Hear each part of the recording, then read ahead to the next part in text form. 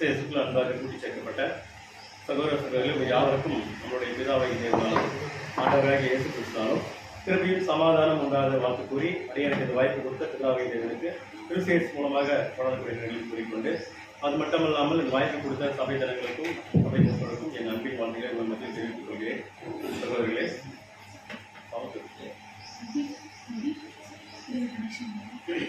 நம்முடைய பாடத்தின் தலைப்பானது சிறை இருப்பு. பாடத்தின் தலைப்பானது சிறை இருப்பு என்ற தலைப்பின் கீழ் நம்ம பாடம் எடுத்திருக்கிறோம். ஆதார வசனம் வாசிக்கும்படி கேட்டுக்கொள்கிறேன். யோபு 42ஆம் அதிகாரம் 10வது வசனம். யோபு தன் சிநேகிதருக்காக வேண்டுதல் செய்தபோது கர்த்தர் அவன் சிறையிருப்பை மாற்றினார். யோபுக்கு முன் இருந்த எல்லாவற்றை பார்க்கிறோம் இரட்டத்தனையாய் கர்த்தர் அவனுக்கு தந்தருளினார். பாருங்க சகோதர சகோதரிகளே, யோபு தன் சிநேகிதருக்காக வேண்டுதல் செய்த போது கர்த்தர் அவன் சிறையிருப்பை மாற்றினார். அப்ப பாருங்க, சிறை இருப்பு இந்த ஒரு தலைப்பின் கீழே தான்.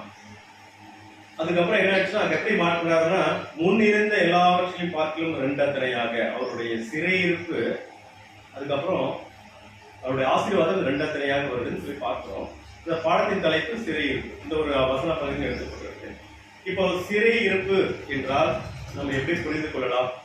ஆங்கிலத்தில் ஜெயில் என்று நம்ம பார்க்கிறோம். பிரதர், உங்க இடத்துல யாராவது ஜெயிலுக்கு போயிருக்கீங்களா அப்படின்னு கேட்டா ஒரு நெகட்டிவா இருக்கும். யாராவது ஜெயில் பார்த்துருக்கீங்களா அப்படின்னு கேட்டா பார்த்துருக்கோம். யாராவது ஜெயில் அனுபவங்கள் கடந்து வந்திருக்குமான வாழ்க்கையில் பார்த்தோமா? கண்டிப்பா ஒவ்வொருத்தரும் ஜெயில் அனுபவம் நம்ம வாழ்க்கையில கடந்து வந்திருக்கோம். முன்னாடி இருந்த சகோதரர்களுக்கும் இருக்கு. இப்போ ஏன் ஜெயிலுக்கு போறாங்க? எக்ஸாம்பிள், ஏன் ஒரு ஜனங்கள் கொண்டு போய் ஜெயில அடைச்சிட்டு தான் அவரை சரி பண்ண முடியுமா அப்படின்னா, குற்றம் செய்யறாங்க. அந்த குற்றம் என்ன ஆகுதுன்னா நிரூபிக்கப்படுது. 2-3 சாட்சிகள், 1-2-3 சாட்சிகள் நிரூபிக்கப்பட்டு தண்டனை கொடுக்கறது எதுக்குன்னா, அந்த குற்றவாளி சீர் பொருந்ததுக்காக தான் தண்டனை கொடுக்குது. இந்த நம்ம நாட்டில் வாழ்ந்துருக்கிற இந்த இந்திய அரசியலமைப்பு சட்டத்திலே கூட ஒரு நபரை தண்டிக்கிறத யாருடைய எண்ணம் இல்லை. அவங்களுடைய வழிகள் தவறா இருக்கிறது, ஒழுக்கம் தவறா இருக்கிறதுனால அவங்களை சீர்படுத்துறதுக்காக இந்த உலகத்துல கூட என்ன பண்றாங்கன்னா இது ஒரு பண்ணிட்டு இருக்காங்க. இன்னைக்கு கடந்து போயிட்டு இருக்கு, குற்றமும் நடந்துட்டு இருக்கு, ஜெயிலும் இருக்கு, கோர்ட்டும் இருக்கு, எல்லா ப்ராசஸ் நடந்துட்டு இருக்கு. இப்ப ஏன் இந்த இதுக்கும் நமக்கும் என்ன சம்பந்தம் அப்படின்னு கூட நம்ம ஒரு கேள்வி கேட்கலாம் இந்த பாடத்துல. அப்படி ஒரு கேள்வி நம்மளுக்குள்ள வந்துச்சுன்னா நம்ம என்ன பண்ணணும்? யாரோ மனிதரை தேடாம உடனே நம்ம கால கண்ணாடிக்கு நம்ம போய் பார்க்கணும். அப்போ கால கண்ணாடி நம்மளுக்கு என்பது பரிசுத்த வேதாகமம். அப்போ அந்த வசனத்தை பார்க்கலாம், கால கண்ணாடி எடுத்து பார்க்கலாம். யாத்திராகமம் 3ஆம் அதிகாரம் 7வது வசனம் பார்த்துக்கணும்.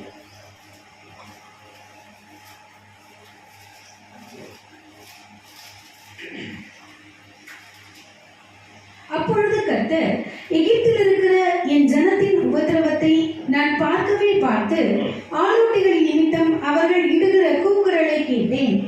அவர்கள் படுகிற வேதனையையும் அறிந்திருக்கிறேன். தொடர்ந்து 8வது வசனம் படிங்க. அவர்களை எகிப்தியரின் கைக்கு விடுதலையாகவும் அவர்களை அந்த தேசத்திலிருந்து நீக்கி கானானியரும் ஏத்தியரும் எமோரியரும் பெரிசியரும் ஏவியரும் எபூசியரும் இருக்கிற இடமாகிய பாலும் தேனும் ஓடுகிற நலமும் விசாலமுமான தேசத்தில் கொண்டு போய் சேர்க்கவும் இறங்கினேன். பாருங்க சகோதர சகோதரிகளே, இந்த யாத்திராவதில் பார்க்கப்பட்ட அப்பொழுது கர்த்தர், அப்போ எகிப்துல என் ஜனங்கள் யார்? என் ஜனத்தின் உபத்திரவத்தையும், என் ஜனத்தின் உபத்திரவத்தையும் பார்க்கவே பார்த்து அவர்கள் இடுகிற கூக்குரலையும் கேட்டு அவர் படுகிற வேதனையும் அறிந்திருக்கிறேன் அப்படின்னு. அப்ப ஜனங்கள் எப்படின்னா எகிப்துக்கு எப்படி போனாங்க அப்படின்னு நம்ம பார்ப்போம். நம்ம ஏன் ஒரு ஒரு பகுதியை தலைப்பை எடுத்துக்கிட்டு அதுக்கான உதாரணம் ஏன் போய் வேதாந்தத்துல பார்க்கணும்னா, பழைய ஏற்பாடு காலத்துல பரிசுத்தவான்கள் என்ன பண்ணிருப்பாங்க, அது நிரூபணமா செஞ்சு கொடுத்திருப்பாங்க. அதுல நம்ம பாடங்களை நம்மளுக்கு போதனையாகவும் இஷ்டாந்தமாகவும் கொடுக்கப்பட்டிருக்கிறது என்று எதிரேல அப்போஸ்தலர் பவுல் நம்மளுக்கு புரியிருக்காரு. நம்ம என்ன ஒரு டவுட் வந்தாலும், நமக்கு எந்த ஒரு பரீட்சை வந்தாலும் போய் வேதாந்தத்தில் இருக்கிற முற்பிதாக்களை பார்க்கும்பொழுது நாம் அதில் கற்றுக்கொள்ளக்கூடிய இடமா இருக்கிறோம் சகோதரர்களே. இப்போ அந்த ஜனங்கள், என் ஜனம் எகிப்துல எப்படி அவங்க ஜனம் போனாங்கிறத பின்னாடி பார்த்தலாம். அவருடைய உபத்திரவம் பார்க்கவே பார்க்கிறார். அவங்க பயங்கர வேதனைகள் கஷ்டங்கள் படுறாங்க. அவர் கூக்குரல், ஐயோ எங்களுக்கு விடுதலை இல்லையே அப்படின்னு சொல்லி என்ன பண்றாங்க, அனுதினமும் அவங்க விடுற கூக்குரல், அவங்களுடைய கஷ்டங்கள் வேதனையை அவர் என்ன பண்றாரு, நான் அறிந்திருக்கிறேன். அவர்களை எகிப்திலிருந்து கைக்கு, அந்த எகிப்தின் கைக்கு விடுதலையாக்கிறதுக்காக அவர் என்ன பண்றாருன்னா, பாலும் தேனும் ஓடுகிற நலம் விசாலமான தேசத்திலே கொண்டு போய் சேர்க்க இறங்கினேன் அப்படிங்கிறது. அந்த இடத்துல அங்கேயும் போகணும். இறங்கின் யார் இறங்குது? பிதாவை தேவனே அங்க இறங்குறாருன்னா அது அவர் யார், என் நிமித்தம் யாரு போவாங்க அப்படின்னு போனோம். ஆண்டவர் இயேசு கிறிஸ்து வராரு. அங்க எப்படி எங்க யார் இறங்குறாங்கன்னா, அங்க மோசேவை தெரிந்து கொள்கிறார். மோசேவை கிட்ட முச்சடியில போயிட்டு அவருக்கு காட்சி கொடுத்து அவர் என்ன பண்ண, ஜனத்தை விடுதலை பண்றது உன்னை தேர்வு செஞ்சிருக்கிறேன், நீ போய் அவர்கிட்ட பேசுப்பா, அந்த எகிப்திட்ட பேசுப்பா. அப்போ இதுல பாக்குறோம், பாலும் தேனும் ஓடுகிற அப்படின்னா, பால் இது நேரடியாக பாலும் இல்ல தேன் என்று புரிந்து கொள்ளக்கூடாது. நம்மளுடைய பரிசுத்த வேதாகமத்திலே தேவனுடைய வார்த்தைகள் பாலும் தேனுமாக இருக்கிறது. நீங்க படிச்சு பார்க்கும்போது உங்களுக்கு புரியும் சகோதரர்களே. இப்போ வசனம் வாசிக்கலாம். அப்போஸ்தலர் 7ஆம் அதிகாரம் 32, 34 ரெண்டு பேரும் எடுத்துங்க, மாற்றி அப்படியே படிங்க. அப்போஸ்தலர் 7ஆம் அதிகாரம் 32 ஒருத்தர் வச்சுக்கோங்க, 34 ஒருத்தர் படிங்க தொடர்ந்து. நான் ஆபிரகாமின் தேவனும் ஈசாக்கின் தேவனும் யாக்கோபின் தேவனும் ஆகிய உன் பிதாக்களுடைய தேவனாய் இருக்கிறேன் என்று கர்த்தர் திருவுளம் பற்றின சத்தம் அவனுக்கு உண்டாயிற்று. அப்பொழுது மோசே நடுக்கமடைந்து உற்று பார்க்க துணியாமல் இருந்தான். 34 படிங்க.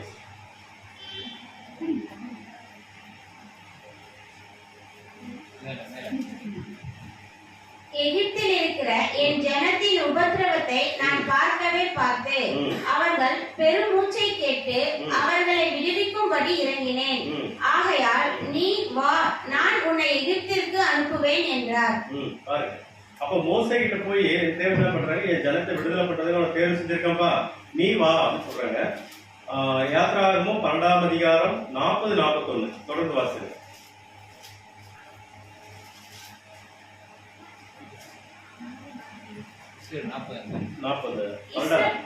இஸ்ரவேல் புத்திரர் எகிப்திலே குடியிருந்த காலம் 430 வருஷம். 430 வருஷம் முடிந்த அன்றைய தினமே கர்த்தருடைய சேனைகள் எல்லாம் எகிப்து தேசத்தில் இருந்து புறப்பட்டது. கர்த்தர் அவர்களை எகிப்து தேசத்தில் இருந்து புறப்பட பண்ணினதினால் இது அவருக்கென்று முக்கியமாய் ஆசரிக்கத்தக்க ராத்திரியாயிற்று. இஸ்ரவேல் சந்ததியார் எல்லாரும் தங்கள் தலைமுறை தோறும் கர்த்தருக்கு முக்கியமாய் ஆசரிக்க வேண்டிய ராத்திரி இதுவே. சகோதரர்களே, அங்க எகிப்தில இஸ்ரேல் ஜனங்கள் எத்தனை வருஷம் அடிமையிலா இருந்தாங்க அப்படின்னு பாக்குறதுக்கு வேதாந்தத்தில் 430 வருஷம். இப்போ 430 வருஷம் அப்படின்னா எவ்வளவு காலப்பகுதி, எத்தனை ஜெனரேஷன் அப்படின்னு புரிந்து கொள்றதுக்கு, இப்போ ஒரு அப்பா மகன் அப்படின்னு ஒரு ஜெனரேஷன் சொல்றோம்னா, அப்பா ஒரு 40 வயசுல ஒரு குழந்தை பிறகுது, பையன் பிறக்கிறான் அப்படின்னா அது ஒரு ஜெனரேஷன். ஒரு தலைமுறைக்கு 40 வருடம் என்று எடுத்தால் 10 தலைமுறையாக எகிப்தில அடிமையா இருக்கிறாங்க. யாரு? இஸ்ரேல் ஜனங்கள் எகிப்தில 10 தலைமுறையாக அடிமையா இருக்கிறாங்க. அவங்க வாழ்க்கை, அவங்க ஒரு ராஜ வாழ்க்கை வாழ்ந்திருப்பாங்களா? அப்போ அவங்களோட வாழ்க்கை எப்படி இருக்கும்? அப்படியா சரியான்னு கேட்டோமா, கிடையாது. அவங்க ராஜ வாழ்க்கை அங்க வாழல, அவங்க ஒரு அடிமைகளாக அங்க வாழ்கிறார்கள். இப்போ அடிமை என்னன்னா, சாதாரண நீங்க எப்படி புரிந்து, கொத்தடிமை என்று சொல்வார்கள், நீங்க கேள்விப்பட்டிருக்கீங்களா? அடிமைனா ஒரு கடினமான வேலைக்கு பயன்படுத்தப்படுகிற அந்த ஜனங்கள். யாத்ராகமம் 13ஆம் அதிகாரம் 3ஆம் வசனம் வாசிங்க. அப்பொழுது மோசே ஜனங்களை நோக்கி, நீங்கள் அடிமைதன வீடாகிய எகிப்திலிருந்து புறப்பட்ட இந்த நாளை நினைவுங்கள். கர்த்தர் பலத்த கையினால் உங்களை அவ்விடத்திலிருந்து புறப்பட பண்ணினார். ஆகையால் நீங்கள் புளித்த அப்பம் புசிக்க வேண்டாம். பாருங்க, அந்த நாட்கள்ல நீங்க புளித்த அப்பம் புசிக்க வேண்டாம். நம்ம கொத்தடிமையா இருக்கிறாங்க. நம்ம விஷயத்துக்கு வரோம். அடிமை என்றால் பாத்தீங்கன்னா ஒரு அந்த வேலையே, அதாவது சில வேலைகள் அடிமை தான் செய்வாங்க. இன்னைக்குமே உலகத்துல பண்றாங்க. சில வேலைகள் தரக்குறைவாக பார்க்கப்படுகிறது பார்க்கணும். அப்ப அடிமைகள் தான் அந்த வேலை செய்வாங்க. இப்ப உதாரணத்துக்கு, இப்ப சுரங்க தொழில் யாராவது பார்த்திருப்போம், நம்ம பகுதியில பார்த்திருக்கலாம். ராடப்பட்டி, தாலியாக்கோட சுரங்க தொழில் பார்க்கிறோம். இதே பாத்தீங்கன்னா இந்தியாவில் பாத்தீங்கன்னா கோலார் கோல்ஃபீல்டு, கர்நாடக மாநிலத்துல தங்கம் எடுக்கிறதுக்காக எடுக்கப்படுகிற ஒரு சுரங்க தொழில். அந்த சுரங்க தொழிலுக்கு என்ன பண்ணுவாங்கன்னா, கிட்டத்தட்ட அது எப்படி சுரங்கம் எப்படி இருக்குன்னா, ஒரு 3 கிலோமீட்டர் ஆழத்துல இருக்கும். 3 கிலோமீட்டர், கிட்டத்தட்ட 3000 மீட்டர் ஆழத்துல. அங்கிருந்து அப்புறம் நீளவாட்டத்துல ஒரு 500 அடி, இது மாதிரி ஒரு 1/2 கிலோமீட்டர் இப்படி போவாங்க. இந்த பக்கம் ஒரு 3 கிலோமீட்டர் டெப்த்ல இப்படி உள்ள போவாங்க. இப்படி நம்ம ஒரு 1 கிலோமீட்டர் கீழே போனாவே அதிகமான வெப்பம் இருக்கும், மூச்சு காத்து இருக்காது. அது மட்டும் இல்லாம இன்னும் 3 கிலோமீட்டர் போகும்போது அதிகமான ஒரு எரிச்சல், ஹீட்டு, அப்புறம் வந்து பாத்தீங்கன்னா வந்து நம்மளுக்கு ஆக்சிஜன் கிடைக்காது. அது மட்டும் இல்லாம மண் சரிவு, அது கீழே இறங்கிட்டு கீழே உள்ள போய் ஒரு அண்டர் கிரவுண்ட்ல போய் அந்த மண் எடுத்துட்டு வந்து கலெக்ட் பண்ணி அது வந்து கோல்டு வந்து ப்ரிப்பரேஷன் பண்றாங்க. அப்படி பண்ணும்பொழுது அந்த மண் அரிக்கப்பட்டு மறிச்சு போற வாய்ப்பு இருக்குது. இது யாரும் இந்த வேலைக்கு யாருமே போக மாட்டாங்க. ஏன்னா இந்த வேலைக்கு போனா நிறைய பேர் செத்து போயிடுவாங்க அப்படின்னு சொல்லி பயந்துக்கிட்டு யாரும் போக மாட்டாங்க. பட் அடிமைகள் போய் தான் ஆகணும். அவங்க என்ன அவங்க வேலையை ஒண்ணு வேலை செய்யணும், இல்ல 2 or die சொல்ற மாதிரி ஒண்ணு வேலை செஞ்சு சாப்பிடணும், இல்ல செத்து போயிடணும். இந்த மாதிரி ஒரு அடிமையான ஒரு வேலை தான் அந்த ஊரை பயன்படுத்தினாங்க. எகிப்துல இந்த காலகட்டத்திலே இந்த மாதிரி ஒரு கஷ்டங்களை ஜனங்கள் அனுபவிக்கிறாங்கன்னா அந்த காலகட்டத்துல அந்த 430 வருஷம் அவங்க எவ்வளவு கஷ்டப்பட்டு இருப்பாங்க. அவங்க ஒருவேளை சாப்பாடு கூட ரொம்ப கஷ்டப்பட்டு இருக்கணும் சகோதரர்களே. அவங்களுடைய கூக்குரல் தேவனிடத்துல போய் சேர்றதுனால தேவன் அவங்களை விடுதலை பண்றதுக்காக என்ன பண்றாரு, தெரிந்து கொண்ட பாத்திரம் யாருன்னா யோசேப்பு. அப்ப யோசேப்பு இஸ்ரேல் ஜனங்கள் ஏன் அங்க போயிட்டாங்க அப்படின்னு பார்த்தோமா, முதலாவது வந்து அவர் தேவன் பாத்திரம் வந்து மோசே. யோசேப்பு அங்க என்ன பண்ணாரு, யோசேப்பு ஃபர்ஸ்ட் அடிமையா தான் அங்க போறாரு. யோசேப்பு அடிமையா போனதுனால அங்கிருந்து அந்த யோசேப்போட வாழ்க்கையை வந்து பார்த்திருப்போம். அவரு என்ன பண்றாருன்னா வந்து அந்த அரசன் எடுத்து போயிட்டு அந்த வீட்டான அரண்மனையில வேலை செய்யறாரு. அது மட்டும் இல்லாம அவருடைய ஜெயில கஷ்டப்படுறாரு. இதெல்லாம் நம்ம பழைய பாடங்கள்ல நிறைய பாடங்கள் நம்ம படிச்சிருக்கோம். பட் அவர் என்ன பண்றாரு, அவர் தேவனை உயர்த்தி அந்த எகிப்துக்கே எகிப்துக்கே வந்து 2ஆம் உலகத்துல ஒரு ராஜாவை ஏற்படுத்துறாரு, ஆசீர்வாதத்தை கொண்டு வர்றாரு. அப்புறம் அந்த தருணத்துல வந்து என்ன பண்றாங்க, யாக்கோபுடைய பசங்க என்ன பண்றாங்க, ஒரு சாப்பாட்டு பஞ்சம் வந்தனால அந்த நாட்டுல மட்டும்தான், அந்த எகிப்துல மட்டும்தான் அந்த பிரச்சனை இல்லாம இருக்குது. அந்த சாப்பாட்டுக்காக தான் அவங்க போறாங்க. கோதுமை வாங்குறதுக்கோ களஞ்சியம் வாங்குறதுக்கோ போகும்போது தான், வாக்குறது வாங்க போகும்போது தான் அவர் தெரிந்து கொண்டு அங்க அவங்க என்ன பண்றாங்க, அண்ணன் தம்பிங்கெல்லாம் வந்து கூட இருக்கிறாங்க. அப்ப யாக்கோபும் வராரு. இப்படியே அவங்க என்ன ஆயிடுதுன்னா, அப்புறம் யோசேப்பு மறிச்சிடுறாரு. யோசேப்பு மறிச்சதுக்கு அப்புறம் யோசேப்பே அறியாத ஒரு பார்வோன், ஒரு மன்னன் அங்க வந்து அரசனாகும் பொழுது இந்த ஜனங்க பழுகி பெருகி வந்தாங்கல்ல, அந்த 12 கோத்திரம் அவங்க என்ன பண்ணாங்க, ரொம்ப பெருகி எத்தனை பேர் ஆயிட்டாங்கன்னா கிட்டத்தட்ட பாத்தீங்கன்னா ஒரு 12 லட்சம் ஜனங்கள் ஆயிட்டாங்க. அவங்க வழிநடத்தப்பட்டது 6 லட்சம் புருஷர்கள் சொல்றோம். அப்படி பாத்தீங்கன்னா அவங்க 18 லட்சம் புருஷர்கள் இருக்கணும், ஜனங்கள் இருந்திருக்கணும் அப்படின்னு சொல்லி ஒரு அனுமானிக்கப்படுது வரலாற்றுல சகோதரர்களே. அப்படி இருக்கிற காலகட்டத்துல அந்த யோசேப்பு அறியாத ஒரு மன்னன், அந்த பார்வோன் என்ன பண்றான்னா இந்த ஜனங்கள்லாம் அடிமையா பயன்படுத்துறான். அப்பயிலிருந்து அவங்க என்ன பண்றாங்க, அடிமையான வேலைகளுக்கு அவங்க பயன்படுத்தப்பட்டு வந்துட்டு இருக்கிறாங்க. காலகாலமா எத்தனை வருஷம் வராங்கன்னா 430 வருஷம் அவங்க கொத்தடிமையா இருக்கிறாங்க. அந்த 430 வருஷம் அவங்க கொத்தடிமையா இருக்கிற காலகட்டத்துல அவங்களுக்காக என்ன பண்றாரு, மோசே போய் பல முறை என்ன பண்றாரு, தெரிந்து கொண்ட பாத்திரமா இருந்து அந்த பார்வோன் மன்னன்கிட்ட போயிட்டு கேட்கிறாரு, என் ஜனங்களை விடுதலை பண்ணுங்க அப்படின்னு. அந்த மன்னன் என்ன சொல்றாருன்னா, அவன் நாளைக்கு அவன் கேட்கிறான், கேட்டோட இந்த மாதிரி நீங்க உடனே இந்த மாதிரி உபத்திரம் வரும் அப்படின்னு சொல்றாரு. அப்பவும் அவங்க கேட்கல. அப்படி ஒவ்வொரு வாதியா கடந்து வருது. அப்படி ஒவ்வொரு வாதியா கடந்து வந்தாலும் அவனுடைய இருமையும் கடினப்பட்டு அந்த ஜனங்களை விடுதலை பண்றதுக்கு அவன் மனசே இல்லை. வசனம் வாசிக்கலாம். யாத்திராகமம் 3ஆம் அதிகாரம் 7-8 வாசிக்கலாம்.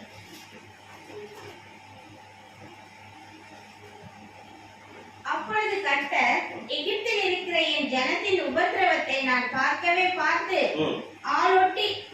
ஆளொட்டிகளின் நிமித்தம் அவர்கள் இடுகிற கூக்குரலை கேட்டேன். அவர்கள் படுகிற வேதனைகளையும் அறிந்திருக்கிறேன். அவர்களை எகிப்தியரின் கைக்கு விடுதலையாகவும். ஏன்னா நம்ம என்னன்னா, அந்த எகிப்துல அந்த ஜனங்கள் என்ன பண்ணிருக்காங்க, பல வேதனைகள், பல துன்பங்கள், கஷ்டங்கள், ஒருவேளை சாப்பாட்டு கூட அவங்க கஷ்டப்பட்டு இருக்கணும். இப்ப உதாரணத்துக்கு இப்ப நீங்க பாருங்க, அமெரிக்கால வந்து பாத்தீங்கன்னா டொனால்ட் ட்ரம்ப் அவர் வந்து இன்னைக்கு டொனால்ட் ட்ரம்ப் வந்து இன்னைக்கு பிரதமரா வந்துட்டாரு. அவர் வந்தவொடனே முதல் வேலை அமெரிக்கா குடியுரிமை இல்லாத ஜனங்கள் நாடு கடத்தப்படுவார்கள் சொல்லி இன்னைக்கு கூட ரைட் பண்ணாரு. உடனே என்ன பண்ணா, அதுக்கு பல $1000 மில்லியன் செலவு பண்ணி அந்த ஜனங்களை அவங்க சொந்த நாட்டுக்கு திருப்பி அனுப்புனாங்க. ஏன்னா அவங்க நாட்டு மக்கள் தான் அங்க இருக்கணும், மற்ற நாடு ஜனங்கள் இங்க எப்படியே இருக்கக்கூடாது அப்படின்னு சொல்லி இன்னைக்கு இவ்வளவு சட்டங்கள் வந்து இருக்குது.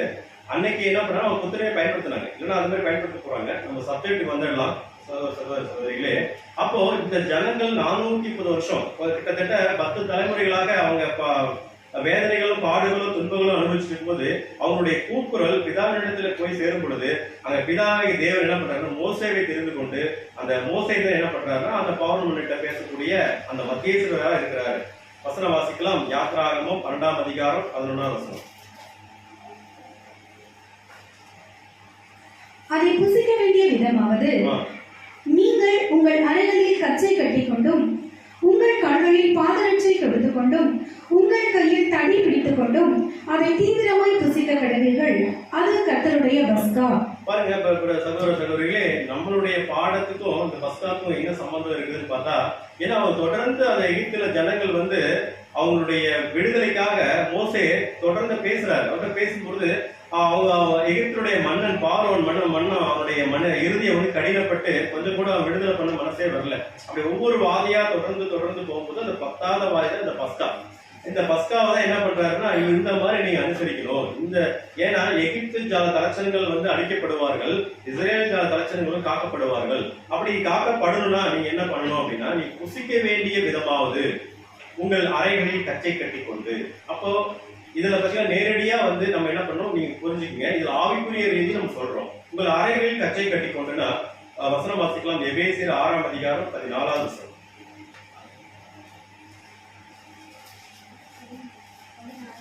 எபேசியர் 6:14.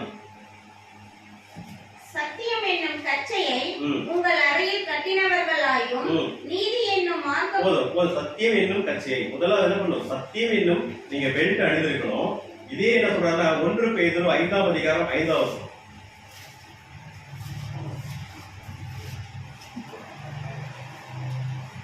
அந்தபடி இளைஞரே, மூப்பருக்கு கீழ்ப்படியுங்கள். நீங்கள் எல்லாரும் ஒருவருக்கொருவர் கீழ்ப்படிந்து மன தாழ்மையை அணிந்து கொள்ளுங்கள். மன தாழ்மையை அணிந்து கொள்ளுங்கள். இப்போ கச்சைக்கு 2 வகையான பைபிள்ல மீனிங் இருக்கு. ஒன்னு சத்தியம், இன்னொன்னு மனத்தாழ்மை. இந்த ரெண்டும் நீங்க அணிந்து கொண்டு உங்கள் கால்களில் பாதரட்சை தொடுத்துக் கொண்டு. இப்ப பாதரட்சை என்னன்னா எபேசியர் 6ஆம் அதிகாரம் 15வது வசனம். சமாதானத்தின் என்னும் சுவிசேஷத்துக்குரிய ஆயத்தம் என்னும் பாதரட்சையை கால்களிலே தொடுத்தவர்களாயும். சமாதானம் என்னும் சுவிசேஷ பாதரட்சை. அப்ப நீங்க என்ன பண்ணணும், நீங்க போகும்போது சமாதானம் பண்ணுவராக இருப்பீங்க. அது மட்டும் இல்லாம இந்த ஒட்டுமொத்த மனுக்குலத்தையும் தேவனிடத்துல சமாதானப்படுவராக இருக்கிறோம் சகோதரர்களே. அப்ப கையிலே தடி பிடித்துக் கொண்டு, இன்றைக்கு பாடத்துல கூட பார்த்தோம், ஒரு கோலம் தடியுமே உண்மையாய் கேட்டுருமே அப்படின்னு நீங்க வசனம் பார்த்தோம். அப்போ தடி என்று எதுக்கு அடையாளப்படுத்து? எபேசியர் 6ஆம் அதிகாரம் 16வது வசனம். பொல்லாங்கன் ஈயும் அக்கினி ஆஸ்திரங்களை எல்லாம் அவிழ்த்து போடத்தக்கதாய் எல்லாவற்றிற்கும் மேலாக விசுவாசம் என்னும் கேடகத்தை விசுவாசம் என்னும் கேடகம், ஆண்டவராகிய இயேசு கிறிஸ்துவின் மேல விசுவாசம் என்னும் கேடகத்தை பிடித்துக் கொண்டு அதை தீவிரமாய் புசிக்க கிடையாது. இது கர்த்தருடைய பஸ்கா. எதை தீவிரமா புசிக்கணும்? அந்த ஆடு என்ன பண்ணும், அவர் என்ன சொன்னாரு, அது 10வது வாரம் எப்படி நடக்க போகுதுன்னா, பஸ்காவை நீங்க நியமனம் பண்ணுங்கப்பா, பஸ்காவை நீங்க பண்டிகையை கொண்டாடணும். அந்த பஸ்காவை பத்தி என்ன சொல்லிருப்பாருன்னா, யாத்ராகமம் 1ஆம் அதிகாரத்துல இருந்து 10ஆம் வசனம் படிக்கும் பொழுது நீங்க என்ன பண்ணணும், ஒரு ஆடை உங்க வீட்டுக்கு தகுந்தாற் போல, உங்க எத்தனை பேர் இருக்கீங்க தகுந்தாற் போல ஒரு செம்மறி ஆடோ வெள்ளாடோ ஒரு பழுதற்றதோ அது பூரணமான ஒரு ஆடை தெரிந்து கொள்ளுங்க. 1 வயது உள்ளது ஆடா இருக்கணும். அந்த ஆட்டை என்ன பண்ணணும், 10ஆம் தேதி தெரிந்து கொண்டு 14ஆம் தேதி நீங்க அடிக்கணும். அதை அடிச்சு அது நெருப்புல ஏகமாய் சுட்டு அது என்ன பண்ணும், மாம்சத்தை என்ன பண்ணும் நீங்க புசிக்கணும். அது புசிக்க வேண்டிய விதமாவது அப்படின்னா உங்க கச்சை கட்டி கொண்டு உங்க கால்களில் பாதரட்சை கொடுத்து கொண்டு அதை தீவிரமா புசிக்கணும். அது எப்ப புசிக்கிறாங்கன்னா அந்த ராத்திரி. அப்ப ராத்திரி எது கூட பார்க்கலாம். யாத்ராகமம் 11ஆம் அதிகாரம் 6:1 வாசிக்கும். யாத்ராகமம் 11ஆம் அதிகாரத்துல 6வது வசனம் ஒருத்தர் அடிச்சுங்க, 1வது வசனம் ஒருத்தர் படிங்க. அதனால் எகிப்து தேசம் எங்கும் முன்னும் பின்னும் ஒரு காலம் உண்டாகாத பெரிய கூக்குரல் உண்டாகும். அப்பொழுது கர்த்தர் மோசேயை நோக்கி, இன்னும் ஒரு வாதையை பார்வோன் மேலும் எகிப்தின் மேலும் வரப்பண்ணுவேன். அதற்கு பின் அவன் உங்களை இவ்விடத்திலிருந்து போக விடுவான். 10வது வாதி அங்க என்ன பண்றாங்க, அனுமதிக்கிறாங்க. இன்னொரு வசனம் பார்த்தா யாத்ராகமம் 11:6 படிங்க, இன்னொரு படிங்க. அதனால் எகிப்து தேசம் எங்கும் முன்னும் பின்னும். எகிப்து தேசம் எங்கும் முன்னும் பின்னும். இதுக்கு எகிப்து தேசத்துல இதுக்கு முன்னாடி நடந்தது இல்ல, பின்னாடி நடந்தது இல்ல. படிங்க. ஒரு காலம் உண்டாகாத பெரிய கூக்குரல் உண்டாகும். அப்ப பாருங்க, எகிப்து தேசத்துல இதுக்கு முன்னாடி இது நடக்கல, இதுக்கு பின்னாடி நடக்கல, மகா பெரிய கூக்குரல் நடந்தது அப்படின்னு சொல்லி என்ன பண்றாரு, அங்க ஒரு வசனம் பதிவு பண்றது. மத்தேயு 24ஆம் அதிகாரம் 21 வசனம் படிங்க. 21 மத்தேயு 24:21. இதுக்கு அப்டேட்டா அப்படியே இருக்கும். ஏனெனில் ஆ. உலகம் உண்டானது முதல் இதுவரைக்கும் சம்பவிக்கிறாததும் ஆ. இனிமேலும் சம்பவியாததுமான மிகுந்த உபத்திரவம் அப்பொழுது உண்டாயிருக்கும். அப்ப மத்தேயில பேசப்பட்ட வசனத்துக்கும் இதுக்கும் என்ன சம்பந்தம்னா, எகிப்து என்பது உலகத்துக்கு அடையாளப்படுத்துது. அதாவது அங்க ஒரு நிழலா காண்பிக்கப்பட்ட ஒரு வாதை இங்க நிஜத்துல நடக்க போயிருக்கு சகோதர சகோதரி. அங்கும் வந்து இந்த மாதிரி ஒரு வாதை வரல, இங்கும் இன்னும் இந்த மாதிரி வாதை வரல. மகா உபத்திரம் வரப்போகுது. அப்ப ஜனங்கள் எல்லாரும் என்ன பண்ணுவாங்க, அங்க கூக்குரல் இடுவாங்க. அதை பத்தி அடையாளப்படுத்துது. இப்ப வசனம் வாசிக்கலாம். யாத்திராகமம் 12ஆம் அதிகாரம் 12வது வசனம். யாத்திராகமம் 12ஆம் அதிகாரம் 12வது வசனம். அந்த ராத்திரியிலே நான் எகிப்து தேசம் எங்கும் கடந்து போய் எகிப்து தேசத்தில் உள்ள மனிதர் முதல் மிருக ஜீவன்கள் மற்றும் முதல் பேராய் இருக்கிறவைகளை எல்லாம் அதம் பண்ணி எகிப்து தேவர்களின் மேல் நீதியை செலுத்துவேன். நானே கர்த்தர். பாருங்க, இப்போ ஏன் இந்த வசனம் போடப்பட்டிருக்குன்னா, சகோதர சகோதரிகளே, அப்ப பஸ்கா நியமனம். இப்ப பஸ்கா நியமனம் என்ன படுத்தினார்னா, அந்த ஆட்டை அடிச்சு அந்த ஆட்டோட ரத்தத்தை வந்து நிலைக்கால தெளிச்சிருக்கணும். இப்ப இஸ்ரேல் ஜனங்களோட வீட்டுல நிலைக்கால தெளிக்கப்பட்டிருந்தால்,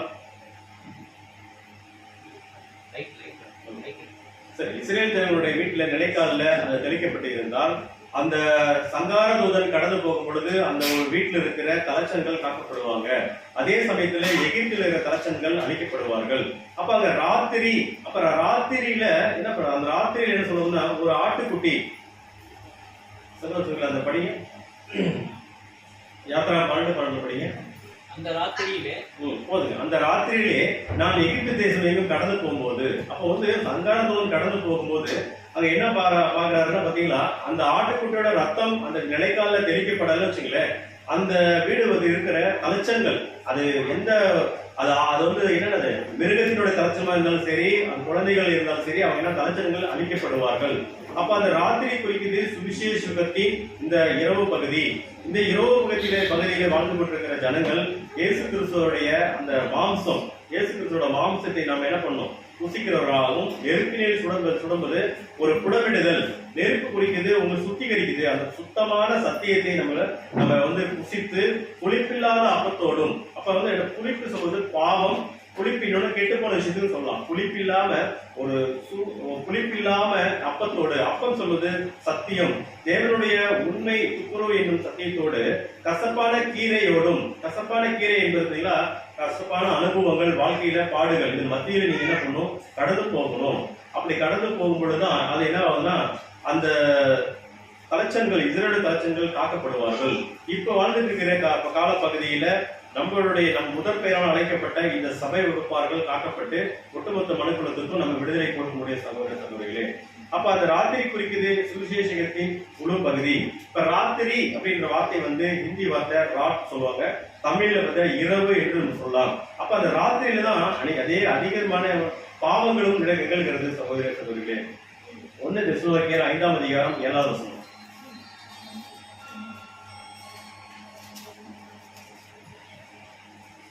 தூங்குகிறவர்கள் ராத்திரியிலே தூங்குவார்கள், வெறி கொள்ளுகிறவர்கள் ராத்திரியிலே வெறி கொள்ளுவார்கள். பாருங்க, அப்போ ராத்திரியில தான் பாத்தீங்கன்னா அதிகமா திருட்டு, பாவம், அப்புறம் பாத்தீங்கன்னா அந்த உலகில் இருக்கிற அநேக காரியங்கள் ராத்திரியில் நடக்குது. அதே இந்த ராத்திரி பகுதியில தான் வந்து நம்ம என்ன பண்ணுவோம்னா, வந்து இந்த சுவிசேஷத்துல என்ன சொல்றோம், அந்த முன்னாடி பழைய ஏற்பாடு காலத்துல ராத்திரியில தான் அந்த ஆடு அடிக்கப்பட்டு விடியற் காலம் மட்டும் நீங்க என்ன பண்ணும், தீவிரமா சாப்பிட்டுட்டு விடிஞ்சு வச்சிடக்கூடாது. நீங்க விடிய காலம் மட்டும் சாப்பிட்டு அது மீதியை அக்னியால சுட்டரிப்பீர்கள். வசனம் யாத்திராகமம் 12ஆம் அதிகாரம் 10வது வசனம். நான் வந்து ஒரு பகுதியுமே உங்களுக்கு ஒரு கம்பைண்டா கொண்டு போயிட்டு இருக்கேன். பழைய ஏற்பாட்டு காலத்திலேயும் புதிய ஏற்பாட்டிலையும் கொண்டு போயிட்டு இருக்கேன். கொஞ்சம் கான்செப்ட் பண்ணி புரிஞ்சுங்க சொல்றீங்க. அதிலே ஒன்றையும் விடியற்காலம் மட்டும் மீதியாக வைக்காமல், விடியற்காலம் மட்டும் அதிலே மீதியா இருக்கிறதை அக்கினியால் சுட்டரிப்பீர்களாக. அப்ப ஏன் மீதியை வைக்காம அக்கினியில சுட்டரிக்கிறேன்னு சொன்னா, இந்த ஒரு இரவு பகுதியில, சுவிசேஷத்தின் இரவு பகுதியில வாழ்ந்துட்டு இருக்கிற ஜனங்கள் என்ன பண்ணும், அந்த ஒரு சத்தியத்தை கேட்டுட்டு வராம, அந்த ஒரு நிலைக்காலையும் தெரிக்காம, இயேசு கிறிஸ்துனுடைய ரத்தமும் வந்து அவங்க வீட்டுல பட்டிருக்கு, அதனால காக்கப்பட்டாங்க. ஆனா அவங்க தொடர்ந்து தீவிரமா அவர் ஒரு தேசத்துக்கு போகாம அப்படியே இருந்தாங்கன்னா, அங்க அதுக்குள்ள ஒரு வாழ்க்கை அமைப்புல இல்லைன்னா, ஏன்னா 2ஆம் மரணம் வரணும். அதை சொல்ற அக்னி என்பது அந்த இடத்துல ஏன் சுட்டு அங்க 2ஆம் மரணம் வரும் சகோதர சகோதரிகள். சகோதரர்களே. அதனாலதான் என்ன சொல்றாங்க, மீதியை வைப்பாங்க, அங்க மீதியை வைக்காம சாப்பிடணும், மீதி இருக்கிறத அக்னியாலே சுட்டரிக்கப்படணும் சொல்லப்படுது. அப்போ பிதாவாகிய தேவன் அங்க சொல்றார் சகோதரர்களே, நான் எகிப்து தேசம் எங்கும் கடந்து போய், எகிப்து குறிக்குது இந்த உலகம், இந்த உலகத்தில் இருக்கிற தலைச்சன்கள் முதற் பேரார்கள் எல்லாத்தையும் அதம் பண்ணி அப்படின்னு. அப்போ உலகத்திலேயே ஒன்று நடக்க போகுது, உலகத்தில் உள்ள தலைச்சன்கள் அழிக்கப்பட போறாங்க. இந்த உலகத்துல இந்த சுவிசேஷ யுகத்தின் முடிவு பகுதியில் வாழ்ந்துட்டு இருக்கிற தலைச்சன்களும் காக்கப்படுவார்கள். இப்படி காக்கப்படுறதுனால என்ன சொல்றாருன்னா, என்னுடைய எகிப்து தேவர்கள் மேலே நீதியை செலுத்துவேன் அப்படிங்கிறது. இந்த உலகத்தில் இருக்கிற ஜனங்கள் மத்தியில நான் நீதியை செலுத்துவேன். வரலாற்றுல பார்த்தோம்னா வரலாற்றுல 2 காரியங்கள் நடந்துட்டு இருக்குது. ஒரு காரியம் வந்து இஸ்ரேல்கள் தலைச்சல்கள் காக்கப்பட்டாங்க. இன்னொரு காரியம் பாத்தீங்களா, எகிப்து தலைச்சல் அழிக்கப்பட்டாங்க. நம்ம வரலாற்றுல போய் பழைய ஏற்பாடு காலத்துல போய் பார்த்துட்டு இருக்கோம் சகோதரர்களே. அப்ப அதுல 2 காரியம், ஒண்ணு வந்து எகிப்து தலைச்சல்கள் அழிக்கப்பட்டாங்க, இஸ்ரேல் தலைச்சல்கள் காக்கப்பட்டார்கள். இப்போ நம்முடைய பிதாவாகிய தேவன் யாவே கடவுள் அவ்வளவு கொடூரமானவரா? ஏன் வந்து எகிப்துல இருக்கிற குழந்தைகள் அவனோட மந்தையும் கொடியிட்டு மிருகங்கள் கொடியிட்டு எல்லாமே செத்து போயிடுச்சு, அவ்வளவு நம்மளுடைய தேவன் அவ்வளவு பெரிய ஒரு கொடூரமானவரா என்று நம்ம ஒரு கேள்வி நம்மளுக்குள்ள கூட வரலாம். அப்ப ஏன் முதல் பேராளர் வந்து தப்பு பண்ணுவதற்காகவும் அவங்களுடைய முதல் சாகிறதுக்காகவும் இது ஏன் பண்றாருன்னா, அங்க எகிப்து மன்ன இடத்துல என்ன பண்ணாருன்னா, மோசே பல முறை பேச்சுவார்த்தை நடத்தார். என்னுடைய ஜனங்கள் விடுதலைக்காக என் தேவன் என்னை தெரிந்து கொண்டார், நான் உங்களிடத்திலே இந்த நான் பேசுறேன், இதுல எல்லாம் உங்களுக்கு இந்த வாதை வரும்னு சொல்லி பல முறை அவங்கிட்ட கேட்டாலும் அவன் என்ன சொல்றான்னா, நாளைக்கு என்று சொல்றான். இப்ப யாத்திராகம் 8ஆம் அதிகாரம் 9-10 வாசிங்க.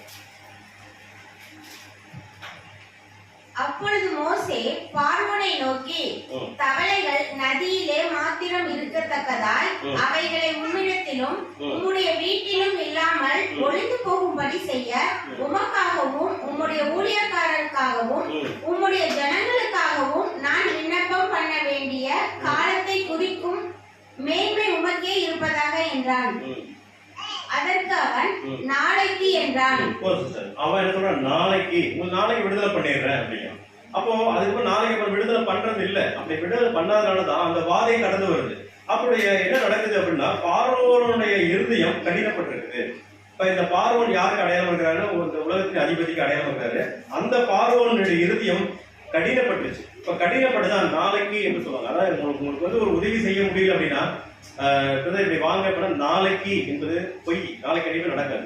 நாளைக்கு போய் கேட்டால் நாளைக்கு என்பது பார்த்தீங்கன்னா அது வந்து அவர் வந்து பொய் சொல்றாருன்னு அர்த்தம். பொய்க்கு பிதாவா இருக்கிற அந்த ஒரு சாத்தான் அவருக்குள்ள இருந்து கிரியை செய்யறாரு. அப்ப நாளைக்கு என்பது நீ புரிஞ்சு கொடுத்துங்க. அவனோட இருதயம் அங்க கடினப்பட்டு போச்சு. அந்த இருதயம் குடிக்குது சகோதரர்களே. இந்த இருதயத்துல பாத்தீங்களா ரத்த அணுக்கள் என்ன பண்ணுது, நல்லது எது கெட்டது, நல்ல ரத்தம் எது கெட்ட ரத்தம் சுத்திகரிப்பு பண்ணுது. அங்க பியூரிபிகேஷன் ப்ராசஸ் நடக்குது. இந்த இதய துடிப்பு நின்று போனுச்சுன்னா என்ன மரித்த நிலைமையை நம்ம அடைஞ்சிடறோம். அப்போ ஒரு தாயின் வயிற்றுல கரு உருவாகும் பொழுது முதலாவது ஹார்ட் பீட் குடிக்குது. ஹார்ட் பீட் குடிக்கும் போதுதான் டாக்டர் என்ன பண்றாங்க, அந்த பல்ஸ் குடிச்சு பாக்குறாங்க. அந்த பல்ஸ் குடிச்சு பார்க்கும் பொழுது 2 துடிப்புகள் கிடைச்சா அவங்க வந்து தாய்மை அடைஞ்சிருக்காங்க, பெண்கள் வந்து தாய்மை அடைஞ்சிருக்கிறாங்க என்பதை டாக்டர் நம்மளுக்கு தெரிவிக்கிறாங்க. அப்போ முதலாவது உருவாகுது அந்த கரு உருவாகும் பொழுது அங்க என்ன ஆகுதுன்னா, ஆதாம் கரு உருவாகும் போதே இதயம் உருவாகி இருக்கிறது என்பது புரிந்து கொள்றோம். இப்ப ஆதாம கூட தேவன் வந்து படைக்கும் பொழுது முதலாவது இதயத்தை படைத்திருப்பார் என்பது என்னுடைய ஒரு தாழ்மையான அனுமானம் உங்க இடத்துல வைக்கிறேன் சகோதரர்களே. பிதாவாகிய தேவன் என்ன சொல்றாருன்னா, நீங்க நல்மன சாட்சி உடன்படிக்கை பண்ணப்பட்ட ஒவ்வொரு சகோதரிகளையும் மகனே உன் இருதயத்தை தா என்று கேட்கிறார். அப்ப இருதயம் என்பது எது நல்லது எது கெட்டது என்று தீர்மானம் பண்ணுகிற இடத்துல இருக்குது. அந்த இருதயத்துக்கு இன்னொரு பேரு மனசு என்று சொல்றோம். அப்ப நம்ம நீங்க நல்லா ஹாப்பியா இருக்கிறீங்களா இல்ல நீங்க துக்கமா இருக்கிறீங்க என்பது உங்களுடைய முகம் காட்டி கொடுத்து விடும். அப்ப இருதயம் எப்படி இருக்குது, கலங்காது இருப்பதாக அப்படி சொல்லுவாரு. உங்களுடைய இருதயம் கலங்காது இருப்பதாக அப்படின்னா இருதயத்தினுடைய நிறைவு வாய் பேசுது. இந்த இருதயத்தினுடைய நிறைவுகள் எல்லாம் முகத்தில் நம்ம தெரிஞ்சிடும் சகோதரர்களே. இப்ப நம்ம சப்ஜெக்ட் வந்துடலாம். யாத்திராகம் 8ஆம் அதிகாரம் 19வது வசனம் வாசிங்க. அப்பொழுது மந்திரவாதிகள் பார்வோனை நோக்கி, இது தேவனுடைய விரல் என்றார்கள். ஆனாலும் கர்த்தர் சொல்லி இருந்தபடி பார்வோனுடைய இருதயம் கடினப்பட்டது, அவர்களுக்கு செவி கொடாமல் போனான். பாருங்க, பார்வோனுடைய இருதயம் கடினப்பட்டுருச்சு. கடினப்பட்டுட்டா நீங்க என்னதான் சொன்னாலும் அவங்க கேட்க மாட்டாங்க. ஏன்னா தேவனுடைய சத்தியத்துல உங்களுடைய இருதயம் இலகுவாகவும் மிருகவாகவும் உருகிட்டுன்னு சொல்லுவாங்க. நீங்க மென்மையா இருக்கணும். ஒரு சகோதரன் வந்து ஒரு இடத்துல உங்ககிட்ட வந்து பேசும்பொழுது கண்டிப்பா காது கொடுத்து கேட்டு அதுக்காக இழகிறவராக இருக்கணும். நம்ம அப்படி பிதாவை என்ன பண்றாரு, நம்ம எவ்வளவு பெரிய பாவிகள், முன்னாடி பார்த்தா ஏகப்பட்ட பாவங்கள் செஞ்சிருப்போம். இந்த உலகத்தை வாழவே தகுதி இல்லாத நம்மள இந்த இடத்துல பேசக்கூடிய இடத்தை வச்சிருக்கிறாருன்னா அவர் மேல எவ்வளவு இரக்கம் வைத்திருக்கிறார் சகோதரர்களே. அப்போ அந்த கடினப்பட்ட இருதயம் எப்பொழுதும் மண்ணிலே தோன்றக்கூடாது. நம்ம இறங்கி நாமளே போய் கூட ஒரு சாரி கேட்கலாம் சகோதரர் இல்ல. சோ இலகுவா இருக்கணும் அந்த இருதயம் என்பது பாருங்க. அப்போ பார்வோனுடைய இருதயம் கடினப்பட்டு போச்சு. மோசே பலமுறை மோசேவும் ஆரோனும் போய் என்ன பண்றாங்கன்னா பேசுறாங்க. இந்த தேவன் எங்க கிட்ட சொன்னாங்க, நீங்க எங்க ஜனங்களை விடுதலை பண்ணிடுங்க, நீங்க விடுதலை பண்ணா இந்த வாதை வரும் சொல்லும் போது அவன் கேட்கவே இல்லை. ஒவ்வொரு வாதையும் கடந்து போகும்போது அந்த 10வது வாதை தலைச்சன் சங்காரம், அந்த வாதை தான் வந்து பஸ்கா நியமனம். நம்ம பஸ்கா நியமனம் பண்ணும் பொழுது தலைச்சங்கள் காக்கப்படணும், அந்த தலைச்சங்கள் அழிக்கப்படணும். இப்ப மோசே யாருக்கு அடையாளமா இருக்கிறாருன்னா ஆண்டவராக இயேசு கிறிஸ்துக்கு அடையாளமா இருக்காரு. ஆரோன் யாருக்கு அடையாளமா, திருச்சபைக்கு அடையாளமா இருக்கிறாரு. சோ ஆண்டவராக இயேசு கிறிஸ்துவும் மோசேவும் ஆரோன் சபையும் சேர்ந்துதான் இந்த ஒட்டுமொத்த மனுக்குலத்தையும் போயிட்டு சுவிசேஷ அறிவிக்கிறவா இருப்போம். அப்ப அவங்க செவிக்கூடாமல் போகும் பொழுது பட்சத்திலே அங்க வந்து 2ஆம் மரணம், அங்க ஒரு மரணம் வரும், அந்த ஜனங்களுக்கு வாதை வரும். அந்த வாதையிலே தப்பிச்சு வருவார்களே. இந்த 2 விஷயம் நீங்க என்ன பண்ணும், பழைய ஏற்பாட்டு நியமத்தையும் புதிய ஏற்பாட்டு காலத்தையும் நீங்க கூட்டி பார்க்கிறதா இருக்கிறோம். அப்போ அந்த பார்வோன் செவிக்கூடாம போறதுக்கு காரணம்னா அவனுக்குள்ள இருக்கிறது அவருடைய இந்த சாத்தான், அதுக்கான அடையாளம். இந்த உலகத்தின் அதிபதி, அது வாழ்கின்ற ஒட்டுமொத்த மனுக்குலமும் அந்த எகிப்தினுடைய பார்வோன் மற்றும் எகிப்து ஜனங்கள், அந்த போர்ச்சேவர்கள் அந்த ஜனங்களுக்கு அடையாளமா இருக்கிறாங்க. மோசே மற்றும் மோசேன் ஆரோன் சேர்ந்து அந்த இஸ்ரேல் ஜனங்கள் யாருக்கு அடையாளமா இருக்கிறாங்கன்னா வந்து மோசே வந்து அவரோட இயேசு கிறிஸ்துக்கு அடையாளமாகவும் ஆரோன் வந்து சபைக்கு திருச்சபைக்கு அடையாளம் இருக்கிறாங்க. யாத்திராகமம் 12ஆம் அதிகாரம் 12ஆம் வசனம் வாசிங்க. அந்த ராத்திரியிலே நான் எகிப்து தேசம் எங்கும் கடந்து போய் எகிப்து தேசத்தில் உள்ள மனிதன் முதல் மிருக ஜீவன்கள் மட்டும் முதற் பேராய் இருக்கிறவைகளை எல்லாம் அதம் பண்ணி எகிப்து தேவர்களின் மேல் நீதியை செலுத்துவேன். நானே கர்த்தர். அப்போ முதற் பேரால் எல்லாம் அதம் பண்ணி அப்படின்னு, அதம் என்பது அங்க ஒரு சங்காரம், அங்க ஒரு போர் நடக்குது, அது நீதியை செலுத்துகிறார். பிதாவை தேவன் நீதியை செலுத்துறார். இப்போ நம்ம பாக்குறோம் அநேக இந்த பகுதியில் கூட வாழ்ந்து இருக்கும்போது கூட பெண் பிள்ளைகள் மற்றும் ஆதரவற்ற ஜனங்கள், முதியோர்கள் நீங்க எல்லாம் பாதிக்கப்பட்டு அவங்களுக்கு அநியாயம் நடக்குது, எவ்வளவு கொலைகள் நடக்குது, எவ்வளவு அக்கிரமம் நடக்குது இந்த பூமியில. அப்போ அந்த ஜனங்கள் என்ன சொல்லணும்னா, கடவுளே கேட்க ஆளே இல்லையா, இந்த யாரும் நீதி செய்ய மாட்டாங்களா, இவ்வளவு கஷ்டப்படுறோமே, இவ்வளவு கொடுமை பண்றாங்களே அப்படின்னு அவங்களுடைய அந்த கூக்குரல் அங்க பிதாவை தேவனிடத்திலே போய் சேருகிறது. அப்பதான் அந்த நீதியை செலுத்துறார். என்ன நீதினா பாத்தீங்களா, திக்கற்ற பிள்ளைகளுக்கு நானே பதில் செய்வேன், பழிவாங்குதல் எனக்குரியது என்று அங்க பிதாவை தேவன் பேசுறாங்க. இப்ப யாத்ராகமும் 12ஆம் அதிகாரம் 27ஆம் வசனம் வாசிங்க. இது கர்த்தருடைய பஸ்காவாகிய பலி. அவர் எகிப்தியரை அதம் பண்ணி நம்முடைய வீடுகளை தப்பு பண்ணின போது எகிப்தில் இருந்த இஸ்ரவேல் புத்திரருடைய வீடுகளை கடந்து போனார் என்று நீங்கள் சொல்ல வேண்டும் என்றான். அப்பொழுது ஜனங்கள் தலைவணங்கி பணிந்து கொண்டார்கள். பாருங்க, அங்க இஸ்ரேல் ஜனங்களுக்கு அந்த நியமம் கொடுக்கப்பட்டுச்சு. இது கர்த்தருடைய பஸ்காவோட பலி. அங்க ஆட்டுக்குட்டி அழைக்கப்பட்டுச்சு. ஆட்டுக்குட்டியோட ரத்தம் அந்த நிலைக்கால்களில் தெளிக்கப்படும் பொழுது, வேஷத்தில் தெளிக்கப்படும் போது, சங்காரத்துடன் கடந்து போடும்போது எகிப்து ஜனங்கள் தலைச்சங்கள் காக்கப்பட்டாங்க. அப்ப நம்முடைய வீடுகளை தப்ப பண்ணின போது இந்த விசுவாச வீட்டுக்குள்ள, இது கூட ஒரு வீடு தான், விசுவாச வீட்டுக்குள்ள இயேசு கிறிஸ்துவோட ரத்தம் மேற்சட்டத்திலும் சட்டத்திலும் தெளிக்கப்படும் பொழுது அங்க வந்து சங்காரத்துடன் கடந்து போடும்போது தப்பப்படுறோம். அப்ப நம்மளுடைய இருதயமாகிய இந்த ஆலயத்துல, இந்த இருதயத்துல இயேசு கிறிஸ்து என்னும் விசுவாசத்தை நாம் தரித்துள்ள இருக்கும் பொழுது நாம் அந்த ராத்திரி பகுதியிலே வாழ்ந்து கொண்டிருக்கிற இந்த ஜனங்கள், இந்த ராத்திரி குறிக்கிறது இந்த சுவிசேஷத்தின் இந்த பகுதியில வாழ்ந்துருக்கிற ஜனங்கள் வந்து காக்கப்படுவாங்க. அங்க எப்படி இஸ்ரேல் ஜனங்களுடைய முதல் கலச்சங்கள் காக்கப்பட்டாங்களோ அந்த ஒரு பஸ்கா ஆட்டுக்குட்டியால இங்க நிஜத்தில் இருக்கிற ஆண்டவராய் இயேசு கிறிஸ்துவோட பஸ்கா ஆட்டுக்குட்டியால நாம காக்கப்படுவோம். சகோதரர்களே, வசனம் 29ம் 30ம் அப்படியே வாசிச்சிருங்க. யாத்ரா 12ஆம் அதிகாரத்துல 29ஆம் வசனம் ஒருத்தர், 30ஆம் வசனம். நடுராத்திரியிலே சிங்காசனத்தின் மேல் வீற்றிருக்கும் பார்வோனுடைய தலைப்பிள்ளை முதல் காவல் கிடங்களில் இருக்கும் சிறைப்பட்டவனின் தலைப்பிள்ளை வரைக்கும் எகிப்து தேசத்தில் இருந்த முதற் பேர் அனைத்தையும் மிருக ஜீவன் அடுத்த வாசிங்க 30. அப்பொழுது பார்வோனும் அவருடைய சகல ஊழியக்காரரும் எகிப்தியர் யாவரும் ராத்திரியிலே எழுந்திருந்தார்கள். மகா கூக்குரல் எகிப்திலே உண்டாயிற்று. சாவில்லாத ஒரு வீடும் இருந்ததில்லை. பாருங்க, அந்த நடு ராத்திரியில சங்காரத்தோடு கடந்து போகும்போது அந்த பார்வனுடைய தலைப்பிள்ளைகள் எல்லா பிள்ளைகளும் மிருகங்களின் தலையீட்டுகளில் அந்த மிருகத்தோட தலைச்ச பிள்ளைகள் கூட என்ன ஆகுதுன்னா எல்லாமே கர்த்தர் அழித்தார். ஏன் அழிக்கிறாங்க? ஏன் நீதியை தான் செலுத்துறாரு. அந்த இப்ப ஜனங்கள் கூப்பிடுறாங்க, அந்த நீதியை தான் அவர் செலுத்துறாரு. அந்த ராத்திரியிலேயே என்ன பண்றாங்கன்னா அது மாதிரி நிறைய பேர் வீட்டுல செத்து போயிடுறாங்க. செத்து போகும்போது அந்த என்ன பண்றாங்க, தூங்கிட்டு இருக்கிறவங்க எழுந்துடுறாங்க. எழுந்துட்டு துக்கிக்கிறாங்க. துக்கிச்சு எல்லாரும் மகா கூக்குரல் எகிப்திலே உண்டாயிற்று என்று பார்த்தோம். அது மகா உபத்திரவத்தையும் பூமியில் நடக்க வேண்டிய காரியம் இருக்கிறது. இது கூட பகுதி கூட இப்ப அந்த கொரோனா வரும்போது ஜெர்மன் நாட்டுல என்னாச்சுன்னா ஏகப்பட்ட பேர் மறிச்சாங்க.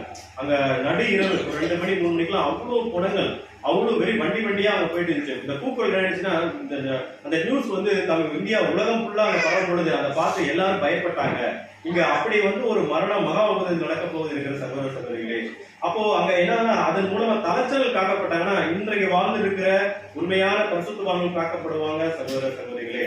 நடு ராத்திரி குறிக்கிறது சுவிசேஷத்தின் அந்த பகுதி. அந்த விடியற் காலம் மட்டும் சாப்பிடுறது சுவிசேஷத்தின் முடிய பகுதி. அந்த பார்வோன் யாருக்கு அடையாளம் இருக்கிறாருன்னா சாத்தான் மற்றும் இந்த உலகத்தின் அதிபதிக்கு அடையாளம் இருக்கிறாரு. இந்த 10வது வாதை குறிக்கிறது சகோதரர்களே. ஆண்டவராகிய இயேசு கிறிஸ்துவுடைய முதல் வருகைக்கு அப்புறம் அவர் மரணத்தினால ஜெயித்து 3ஆம் நாள் உயிர்த்ததுக்கு பிற்பாடு அநேக வாதைகள் இந்த பூமியிலே கடந்து வந்துருச்சு. அநேக உபத்திரவங்கள், நிலநடுக்கங்கள், கொள்ளை நோய்கள் கடந்து வந்துட்டே இருக்குது. இந்த உலகத்தின் அதிபதியானவன் அவன் கொஞ்சம் கூட மனம் மாறாம என்ன பண்றான், மனம் இறுதி இன்னும் அதிகமா கடினப்படுது. அப்படி கடினப்பட்டு அநேக ஜனங்கள் அந்த பாவத்துல விழுந்துட்டு இருக்கிறாங்க சகோதரர்களே. அவங்க மீட்டெடுக்க முடியாம இருக்கும்போது தேவன் நீதியை செலுத்துறாரு. அந்த ஒரு நிறைவு பகுதியில சுவிசேஷத்தின் நிறைவு பகுதி, அந்த பழைய ஏற்பாட்டு காலத்துல எப்படி விடியற் காலம் மட்டும் அவங்க என்ன பண்ணாங்கன்னா அந்த கசப்பான கீரையோடும் அந்த மாംசத்தை தீவிரமா சாப்பிட்டு அங்கிருந்து கடந்து போனாங்க. அது போல இந்த ஒரு சத்தியத்தை நம்ம என்ன பண்ணோம், தீவிரமா அதை புசித்து அதன்படி வாழ்ந்து நம்ம கடந்து போகிற அந்த முதல் பொருளா இருக்கிறோம் சகோதர சகோதரிகளே. அந்த ஒரிஜினல் பஸ்கா யாருன்னா தேவ ஆட்டுக்குட்டி.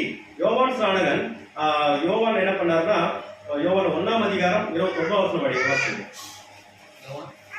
யோவான் 1ஆம் அதிகாரம் 29. மறுநாளிலே யோவான் இயேசுவை தன்னிடத்தில் வர கண்டு, இதோ உலகத்தின் பாவத்தை சுமந்து தீர்க்கிற தேவ ஆட்டுக்குட்டி. பாருங்க, யோவான் ஸ்நானகன் நான் நினைக்கிறேன் சொல்றேன், இது உலகத்தின் பாவத்தை சுமந்து தீர்க்கிற தேவ ஆட்டுக்குட்டி. அங்க ஒரு ஆட்டுக்குட்டியும் பழுதற்றதும் பூரணமான ஆடை தெரிந்து கொண்டாங்க. அந்த பூரணமான பரிசுத்தமான ஆடையான ஆண்டவராகிய இயேசு கிறிஸ்து. வசனம் வாசிக்கலாம். யோவான் 2ஆம் அதிகாரம் 19வது வசனம். இயேசு அவர்களுக்கு பிரதியுத்தரமாக, இந்த ஆலயத்தை இடித்து போடுங்கள், 3 நாளைக்குள்ளே இதை எழுப்புவேன் என்றார்.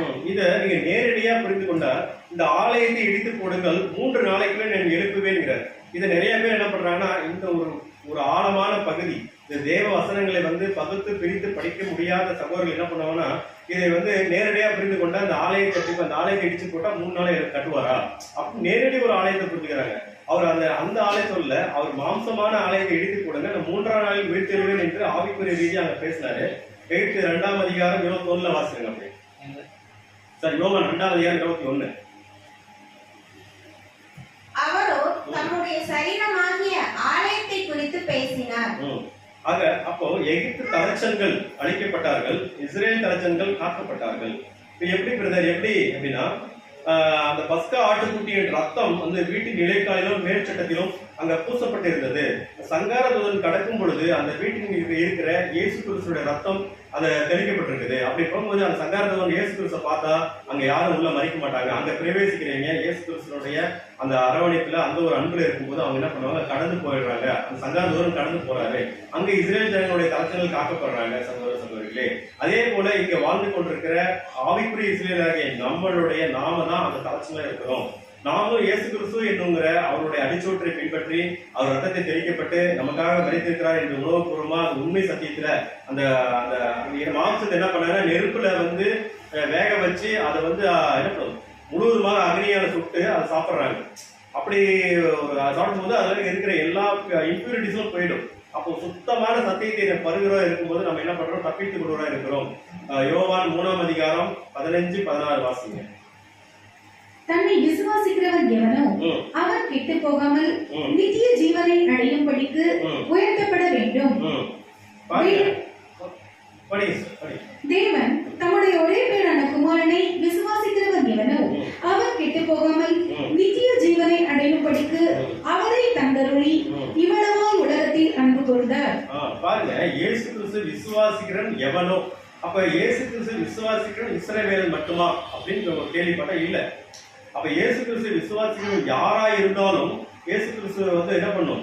முழு மனதோடும் அந்த அவர் எனக்காக மரித்திருக்கிறார் என்று என்ன யார் ஏற்றுக்கொண்டாலோ அவங்க எல்லாரும் அவன் கெட்டு போகாமல் நித்திய ஜீவனை அடையும்படிக்கு அவர் உயர்த்தப்பட வேண்டும் என்று தேவனுடைய பிரமாணமா இருக்கிறது. இதை வந்து இஸ்ரேல் ஜனங்கள் மட்டும்தான் அப்படிங்கிற எங்கேயுமே சொல்லல. உலகத்தில் இருக்கிற எல்லாரும் அவருடைய பிள்ளைங்க தான். ஜனங்களே, சகோதர சகோதரிகளே, அப்போ இஸ்ரேல் மக்களுடைய தலைச்சங்கள் காக்கப்பட்டாங்க, இஸ்ரேல் மக்களும் கூட காக்கப்பட்டாங்க. இப்ப தலைச்சங்கள் சொல்றது சபை வகுப்பார்கள். இப்ப வெளிப்படுத்த விசேஷம் 7ஆம் அதிகாரம் 4ஆம் வசனம்.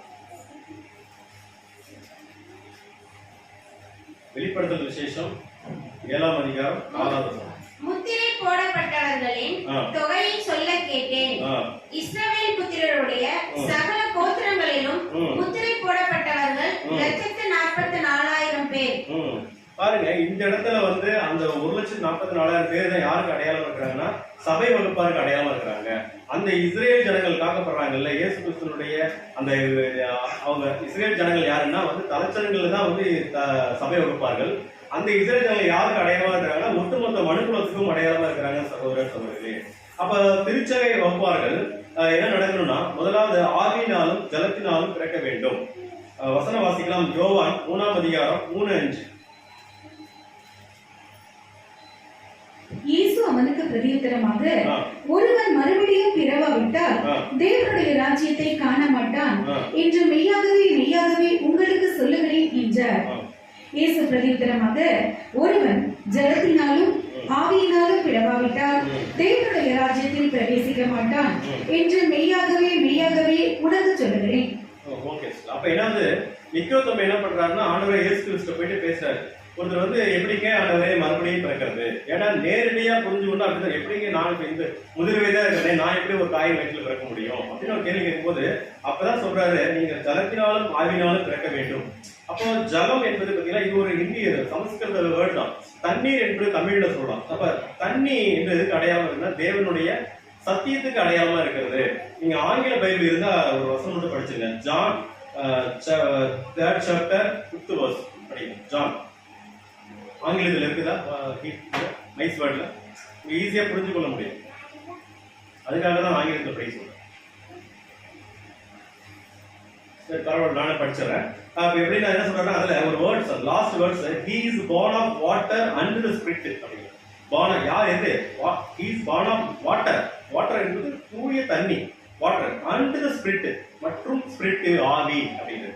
இங்கதான் நம்ம புரிஞ்சுக்கணும். இப்போ நிறைய பேர் என்ன பண்றாங்க, ஆவி வந்து பிதாவாகிய தேவனுக்கு அடையாளப்படுத்துறாங்க, ஆண்டவரை இயேசு கிறிஸ்து அடையாளப்படுத்துறாங்க, ஒரு பரிசுத்த தூதருக்கு அடையாளப்படுத்துறாங்க, ஒரு ஆத்துக்கு அடையாளப்படுத்துறாங்க. அப்போ இங்க நம்ம புரிஞ்சுக்கலாம் சகோதர சகோதரிகளே, வாட்டர் அண்ட் த ஸ்பிரிட் அப்படின்னா தேவனுடைய சத்தியம் எப்படி உங்களுக்கு ஆவியா மாறுகிறது, எப்படி உங்களுக்கு அந்த ஆவியை பெற்றுக்கொள்கிறது அப்படின்னு பார்த்தா நீங்க நேச்சுரலா ஒரு வாட்டர் எடுத்துங்க, அந்த வாட்டரை ஹீட் பண்றது. தண்ணியில ஹீட் பண்ணா என்ன ஆகுது? ஒரு க்ளோஸ் வெசல்ல வாட்டர் வச்சு நம்ம ஹீட் பண்ணும் பொழுது ஒரு பர்டிகுலர் டெம்பரேச்சருக்கு மேல 100 டிகிரி டெம்பரேச்சருக்கு மேல போகும்போது வாட்டர் வந்து ஆவியா மாறுது, ஸ்டீமா கன்வெர்ட் ஆகுது.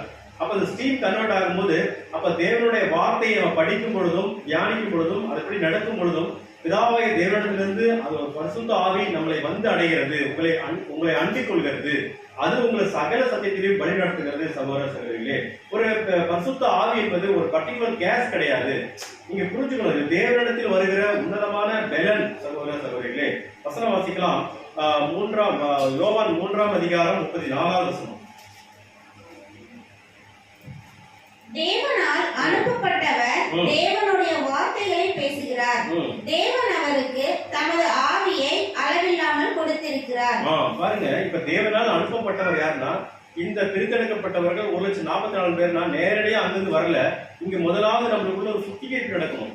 முதலாவது விடுதலை ஆண்டவர் இயேசு கிறிஸ்து வந்துட்டோம். அவருடைய சத்தியத்தை நம்ம அனுதினமும் தியானிக்கும் பொழுது நீங்க சத்தியமா மாறுறீங்க. சத்தியம் மாறும் பொழுது உங்களுக்கு எல்லா ஆதரவும் எல்லா உங்களுக்கு உதவியும் அங்க தேவனிடத்திலிருந்து வரும். நம்ம யாருடைய மனிதனையோ நம்மளுடைய சகோதரர்களையோ பின்பற்றி போகாம இந்த பரிசுத்த வேதாகமத்தை பின்பற்றி போகும்பொழுது நீங்க போய் கடவுளை பிதாவாகிய தேவனை அடைய முடியும் சகோதர சகோதரிகளே. அப்போ உங்களிடத்திலிருந்து பெறப்படுகிற வார்த்தையானது பிதா பரிசுத்த பரத்திலிருந்து உங்களுக்கு கொடுக்கப்படும். உங்களுக்கு என்ன அருளப்படுங்கிறது அவரும் வச்சிருப்பாரு. நாம இதுதான் பேசணுங்கிறது நம்ம என்னதான் பிளான் பண்ணிட்டு போனாலும் தேவன் அந்த இடத்துல இருந்து பேசுவார் சகோதர சகோதரிகளே. இப்ப எபிரேயர் 4ஆம் அதிகாரம் 12வது வசனம்.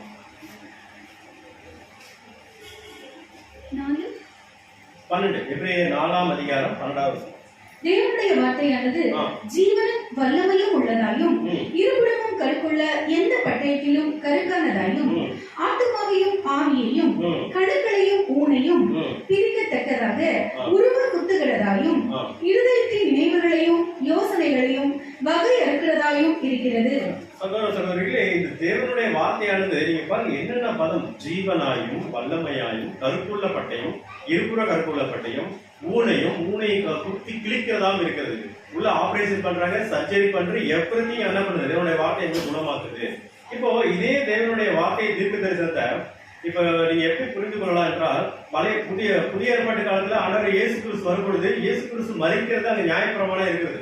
இப்ப அதை பேசும் பொழுது அந்த பாத்தீங்கன்னா அந்த காலத்து அந்த ராஜா காய்பா, ஐ திங்க் காய்பாவா இருக்கலாம், யாருக்கு தெரியல. அவர் என்ன சொல்லுவாருன்னா, ஒரு மனிதன் உங்களுக்காக மரிப்பது நலமா இருக்குமே. அந்த பிரதான ஆசாரி என்ன பண்ணுவாருன்னா, அந்த அவர் என்ன பண்றாரு, இந்த இடத்துல பேசுறவங்க எல்லாம் சபையாயிரும் அப்படின்னு நம்ம சொல்ல முடியாது. அப்ப தேவன் யாரை வேணாலும் பயன்படுத்துவார். இப்போ நம்மளை பாத்திரக்கூடாது. இப்ப இந்த இடத்துல பேசுறாரு, இவர் சரியா, இவருடைய வாழ்க்கையை பாருங்க, இவர் என்ன பாத்தீங்கன்னா நீங்க விழுந்து போயிடுவீங்க. தேவனுடைய வார்த்தையை பேசினா மட்டும் வார்த்தையை மட்டும் தான் கேட்கிறவா இருக்கிறோம். இது ஒரு சாதாரண ஒரு ஸ்பீக்கரு, இது ஒரு இன்ஸ்ட்ருமெண்ட் மாதிரி தான் நாங்களாம். இப்ப என்ன நீங்க பாத்தீங்கன்னா விழுந்து போயிடுங்க. தேவனுடைய வார்த்தை வெளிப்படுதா என்பதை மட்டும் நீங்க புரிந்து கொள்ளுங்க. இந்த வார்த்தையை கொடுத்ததும் தேவன், இந்த வார்த்தையை கொடுக்க வந்தவரும் தேவன் தான். நான் என்னுடைய குரல்ல, ரமேஷன் குரல்ல பேசப்படுது, அவ்வளவுதான். இதுல நானும் தெரிந்து கொள்றேன். இப்ப கேட்கும் பொழுது நானும் படித்துக் கொள்கிறேன், கற்றுக்கொள்கிறேன், நீங்களும் கற்றுக்கொள்ளுங்க. மாறாக நாம் நேரடியாக பார்த்து விட்டால் விழுந்து போக இருக்கும் சகோதர சகோதரிகளே. அப்ப தேவனுடைய வார்த்தையானது ஒவ்வொருத்தருடைய ஜீவனும் வல்லமையாகவும் இருக்கிறது. கருப்புள்ள பட்டயம், அது ஊனையும் அதுக்குள்ள குத்தி கிளிக்கிறதா இருக்குது. இப்ப இன்னைக்கு ஒரு லேசர் ட்ரீட்மெண்ட் பண்ணும்போது கூட உடம்புல எல்லா பிரச்சனையும் சால்வ் பண்றாங்க. இப்ப தேவனுடைய வார்த்தை அந்த அளவுக்கு வெளியேறப்பட்டது. அவருடைய வார்த்தை வந்தா போதும் அங்க சுகம் வரும், ஆசீர்வாதம் வரும் என்பதுதான் பொருள் சகோதர சகோதரிகளே. இப்போ இந்த தலைச்சங்கள் முதற்கவர்களுக்கு வாய்ப்பா இருக்கிறாங்க, புறஜாதிகள் இல்லையா பிரதர்? இந்த தலைச்சங்கள் யாரா இஸ்ரேல் ஜனங்கள் மட்டும் தான் வாய்ப்பு, புறஜாதிகளுக்கு வாய்ப்பு இருக்குதா இல்லையா? இல்லை என்று ஒரு சாரார் வகுப்பார்கள் பேசிக் கொள்கிறார்கள். இது உண்மையா பிரதர் அப்படின்னு பார்க்கும்பொழுது அப்போஸ்தலர் பவுல் அதை பத்தி அழகாக சொல்றாரு. எபேசியர் 3ஆம் அதிகாரம் 3வது வசனம். எபேசியர் 3ஆம் அதிகாரம் 3வது வசனம். அது என்னவெனில், புறஜாதிகள் சுவிசேஷத்தினாலே உடன் சுதந்திரமாய் ஒரே சரீரத்திற்குள்ளானவர்களுமாய் கிறிஸ்துவுக்குள் அவர் பண்ணின வாக்குத்தத்தத்துக்கு உடன் பங்காளிகளுமாய் இருக்கிறவர்கள் என்கிற இந்த ரகசியத்தை அவர் எனக்கு வெளிப்படுத்தி அறிவித்தார். பாருங்க, இது ஒரு ரகசியம் அப்படிங்கிறது. இது எல்லாத்துக்கும் தெரியாதுங்கிறது ஒரு ரகசியம், சீக்ரெட். எப்படின்னா, புறஜாதி வகுப்பார்கள் சுவிசேஷனாலே ஆண்டவராய் இயேசு கிறிஸ்துவினுடைய சுவிசேஷம், மார்க்கு, யோவான், மத்தேயு, 1 யோவான், பேதுரு, அப்புறம் அப்போஸ்தலருடைய வார்த்தைகள், இந்த நிறுவனத்தினாலே சுவிசேஷத்தினால என்ன பண்றாங்கன்னா என்னுடைய உடன் சுதந்திரமா இருக்கிறார்கள். அப்ப ரோமர் பட்டணத்தை எழுதும் போது என்ன பண்ற, புறஜாதி வாய்ப்பு எப்படி வருதுன்னா, ஜனங்கள் ஏற்றுக்கொள்றாங்க. ஆண்டவராய் இயேசு கிறிஸ்துவை ஏற்றுக்கொண்டு அதுபடி நடக்கவா இருக்கிறாங்க. இவங்க இதனால எனக்கு என்னுடைய சுதந்திரமா இருக்கிறாங்கப்பா, நான் ஒரே சரீரமா இருக்கிறோம், நானும் அவனும் அண்ணன் தம்பிக்கிறேன். அவர் யாருன்னா ஒரு இஸ்ரேலர். பவுல் பாத்தீங்கன்னா ஒரு சபை வாய்ப்புக்கு தெரிந்து கொள்ளப்பட்ட நம்மளுக்கு மூத்த சகோதரர் இருக்கிறாரு. அப்புறம் 12 அப்போஸ்தலர் ஒருத்தரா இருக்காரு. அவர் சொல்றாரு, நீங்க என்னுடைய சரீர அங்கங்கள், என்னுடைய உடன் பங்காளிங்கிறாரு, நீங்களும் அண்ணன் தம்பிங்கிறாரு. இது ஒரு ரகசியம் என்று சொல்றாரு. இது மட்டும் ஒரு ஆதாரம். இன்னொரு ஆதாரம் ரோமர் 15ஆம் அதிகாரம் 15. ரோமர் 15ஆம் அதிகாரம் 15வது வசனம். அப்படி இருந்தும் சகோதரரே, புறஜாதியாராகிய பலி பரிசுத்த ஆவியினாலே பரிசுத்தமாக்கப்பட்டு தேவனுக்கு பிரியமான பலி ஆகும்படிக்கு நான் தேவனுடைய சுவிசேஷ ஊழியத்தை நடத்தும் ஆசாரியனாய் இருந்தும் புறஜாதிகளுக்கு இயேசு கிறிஸ்துவினுடைய இந்த புறஜாதிக்கு யாரு ஊழியக்காரன்னா நமக்கு தலைமையா வழிநடத்துற யாருன்னா அப்போஸ்தலர் பவுல். நாமளும் என்னாலும் இந்த ஆசாரிய ஊழியத்துக்காக நம்ம அழைக்கப்பட்டிருக்கிறோம் சகோதரர்களே. அது மட்டும் இல்லாம தொடர்ந்து 16 வாசிங்க. தேவன் எனக்கு அளித்த கிருபையினாலே உங்களுக்கு ஞாபகப்படுத்தும்படிக்கு இவைகளை நான் அதிக தைரியமாய் எழுதினேன். பாருங்க, இதை வந்து உங்களுக்கு என்ன பண்றாரு, ஞாபகப்படுத்துறாரு. இது ஒரு ரகசியம், நான் தைரியமா எழுதுறேன். புறஜாதிக்காக தெரிந்து கொள்ளப்பட்ட பாத்திரம் நான் தான் என்று அப்போஸ்தலர் பவுல் அங்க சொல்றாரு. நீ என்ன என் நிமித்தமாக அநேக பாடுகள் பட வேண்டியதா இருக்குது சொல்லி ஆண்டவர் இயேசு கிறிஸ்து அந்த பவுலுக்கு சொல்லியிருப்பார் சொல்லுவார்கள். எபேசியர் 3ஆம் அதிகாரம் 11ஆம் வசனம் வாசிங்க.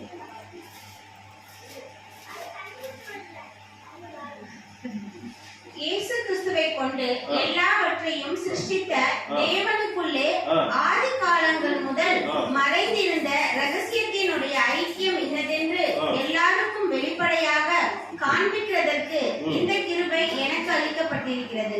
பாருங்க, இந்த ஒரு புறஜாதி வகுப்பார்கள் வந்து இந்த சுவிசேஷ ஊழியர்களாக பங்கெடுக்கப்பட்டு எனக்காக எங்களுக்காக சபை வகுப்பு வாய்ப்புக்கும் அவங்க உடன் பங்காளியும் சுந்தரமா இருக்கிறாங்க.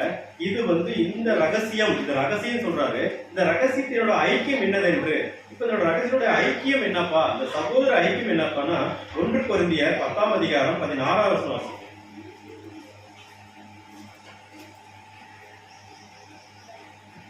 நாம் ஆசீர்வதிக்கிற ஆசீர்வாதத்தின் பாத்திரம் கிறிஸ்துவனுடைய ரத்தத்தின் ஐக்கியமா இருக்கிறது அல்லவா? நாம் விற்கிற அப்பம் கிறிஸ்துவனுடைய சரீரத்தின் ஐக்கியமா இருக்கிறது அல்லவா? ஓகே, பாருங்க, நாம ஆசீர்வதிக்கிற பாத்திரம், இந்த ஆசீர்வாதத்தின் பாத்திரம் கிறிஸ்துவனுடைய ரத்தத்தின் ஐக்கியமா இருக்குது அல்லவா? அங்க பழைய ஏற்பாட்டு காலத்துல பஸ்கா பிரமாணம், புதிய ஏற்பாட்டு காலத்துல அந்த பாத்திரத்தை எடுத்து அவர் என்ன பண்றாரு, ஸ்தோத்திரம் பண்ணி அதுல வந்து அது திராட்சை ரசம் இருக்குது, அப்புறம் அப்பம் இருக்கு. இப்ப இதெல்லாம் எதுக்கு அடையாளமா இருக்காங்க, சகோதரர்ல நம்ம எல்லாம் ஒருமைப்பட்டு இருக்கிறோம். அதே மாதிரி அந்த அப்பம் குறிக்குது தேவனுடைய சத்தியம், அந்த பாத்திரம் குறிக்குது அவருடைய பாடுகள், அதனுடைய ரசம் குறிக்குது அவருடைய ரத்தம். அப்ப நம்மளுடைய ஆசீர்வாதத்தின் பாத்திரம் கிறிஸ்துவனுடைய ரத்தத்தில் ஐக்கியமா இருக்குது அல்லவா? நம்ம பிற்கப்படுகிற அப்பம் கிறிஸ்துவனுடைய சரீரத்தில் ஐக்கியமா இருக்குது அல்லவா? நாம எல்லாம் ஆண்டவராய் இயேசு கிறிஸ்துக்குள்ள ஒன்றை பிணைந்து ஐக்கியமா இருக்கிறோமேப்பா. இந்த ரகசியத்தை உங்களுக்கு வெளிப்படுத்துகிறேன். நாம் ஒரே அப்பம், நாம் எல்லோரும் பங்கு பெறுகிறபடியால் நாம் அநேகரான பழைய ஏற்பாட்டு காலத்துல அந்த ஒரு இயேசு கிறிஸ்துக்கு முன்னாடி வந்த அந்த கால பகுதியிலிருந்து 2000 வருஷம் ஆயிடுச்சு. இன்னைக்கு நம்ம அநேகரமா அன்னையிலிருந்து ஆதிகால சபையிலிருந்து இன்னைக்கு வரைக்கும் இருக்கிற பரிசுத்த வான்கள் எல்லாரும் சேர்த்து என்ன சொல்றாங்க, நாம பங்கு பெறுகிறபடியால் அநேகரான நாம் எல்லாம் ஒரே அப்பமும் ஒரே சரீரமா இருக்கணுமே அப்படின்னு இந்த ரகசியத்தை நான் உங்களுக்கு வெளிப்படுத்துறேன். அப்படி இதை ரகசியத்தை நிறைய பேர் எனக்கு புரியல அப்படின்னு எனக்கு தெரியல, அவங்களுக்கு அருளப்படவில்லை. தேவனுடைய ரகசியம் அவருடைய பரிசுத்தவான்களுக்கு அருளப்பட்டிருக்கும். எப்படி தலைச்சங்கள் காக்கப்பட்டாங்களோ, மோசேவும் ஆரோனுக்கும் எப்படி இந்த ரகசியம் அருளப்பட்டுச்சோ, எப்படி நோவாவுக்கு அந்த ரகசியம் அருளப்பட்டுச்சோ, இது போலதான் இன்றைக்கு வாழ்ந்து கொண்டிருக்கிற கடைசி காலத்தில் இருக்கிற இந்த பாத அங்கங்களுக்காக தேவன் அந்த ரகசியத்தை வெளிப்படுத்துவார் சகோதரர்களே. அது மட்டும் இல்லாமல் அந்த பாத்திரத்தில் நம்ம எல்லாம் பங்கு பெறணும். இந்த ஷேரை வாங்கிட்டோம், இயேசு கிறிஸ்துடைய பாடுகளையும் உபத்திரவத்திலையும் ஷேர் வாங்கியிருக்கோம். அப்ப நாம எல்லாருமே இந்த ஷேரை வாங்கினீங்க. நம்ம எல்லாருமே கர்த்தருடைய பாத்திரத்திலும் பேய்களுடைய பாத்திரத்திலும் பங்கு பானம் பண்ண கூடாதே அப்படின்னு. அப்ப கர்த்தருடைய பாத்திரம் எது, பேய்களுடைய பாத்திரம் எது, நம்ம பகுத்தறியத்தக்கதாக இருக்கணும். இப்ப வரப்புற காலங்கள்ல பஸ்கா அனுசரிக்க போறோம். அது அந்த பஸ்கால நம்மளுடைய கடந்த நாள் முழுவதும் செஞ்சிட்ட பாவங்களை, நம்மகிட்ட இருக்கிற குறைகளை நம்ம என்ன பண்ணோம், நாமே நியாயம் தீர்த்து நம்ம என்ன பண்ணுவோம், பரிசோதனை பார்த்து சரி பண்ணி தேவனுடைய அந்த சத்தியத்துல நம்ம சரி பண்ணி அந்த துப்புரவு என்னும் உண்மையில் அந்த உண்மையோடு இருக்கிற அந்த அப்பத்தோடு நம்ம அதை ஆசரிக்க கிடக்கும் அந்த பண்டிகையை. அதுல வந்து நம்ம என்ன பண்றோம், பேய்களுடைய பாத்திரம் இருக்கு, கர்த்தருடைய பாத்திரம் இருக்கு. அதை பகுத்தறி பெற்று பேய்களுடைய பாத்திரத்துல விட்டுட்டு கர்த்தருடைய பாத்திரத்துல நம்ம பானம் பண்ணணும். அவர் என்ன இதுல கொஞ்சம் உலகத்திலையும் கொஞ்சம் வேற கள்ள உபதேசங்கள் வந்து இருப்பாங்க சகோதரர்கள். இன்னொரு புதிய உண்மை சத்தியத்தில் இருப்பாங்க. இதுலேயும் நான் இப்ப இந்த வாரம் கட்டன் பண்ணிக்கிறேன்னா கர்த்தருடைய பாத்திரத்திலும் பேய்களுடைய பாத்திரத்திலும் பானம் பண்ண கூடாதே என்று வேதத்துல பிரமாணமே இருக்குது. இல்ல பண்ணலாம்னு சொல்லிட்டு அது நம்மளுடைய பிரமாணம் இல்லை. அப்ப கர்த்தருடைய போஜன பந்திக்கும் பேய்களுடைய போஜன பந்திக்கும் நீங்க பங்குள்ளவர்களா ஆகக்கூடாது என்று போடப்பட்டிருக்கிறது. 1 கொரிந்தியர் 10ஆம் அதிகாரம் 21ஆம் வசனம் வாசிங்க. நீங்கள் கர்த்தருடைய பாத்திரத்திலும் பேய்களுடைய பாத்திரத்திலும் பானம் பண்ணக்கூடாது. நீங்கள் கர்த்தருடைய போஜன பந்திக்கும் பேய்களுடைய போஜன பந்திக்கும் பங்குள்ளவர்களாய் இருக்கக்கூடாது. பாருங்க, இது ஆர்டர் பண்ணிட்டாரு. இதுதான் ஆர்டர். தேவனுடைய கட்டளையை மீறுவதே பாவம் என்று இருக்குது. இப்ப நீங்க இதை ரெண்டு பகுத்து பார்த்து தேவனுடைய பந்தி எது, கர்த்தருடைய பாத்திரம் எது என்று நம்ம புரிந்து கொள்ளணும் சகோதரர்களே. அப்ப கர்த்தருடைய பாத்திரம் என்றால் நன்மை செய்தல், பாடு அனுபவித்தல், துன்பம், உபத்திரம் மத்தியிலே சகோதர அன்பிலே நீதியிலே நம்ம என்ன பண்ணும், ஆவிக்குள்ளே ஆவியின் கனிகள் நமக்குள்ள வெளிப்பட்டு ஆவிலே ஜெபம் பண்ணி தேவனுடைய வார்த்தைக்கு இசைவா வாழ்க்கை கர்த்தருடைய பாத்திரமாக இருக்கிறோம். அப்ப பேய்களுடைய பாத்திரம் எதை குறிக்குதுன்னா, சத்தியத்திற்கு எதிரடையான காரியங்கள், சத்தியத்திற்கு இல்ல கள்ள உபதேசங்கள். பேய்களுடைய பந்தி என்பது உணவு சாப்பாடு, அது மாறுபாடான கள்ள உபதேசங்கள்.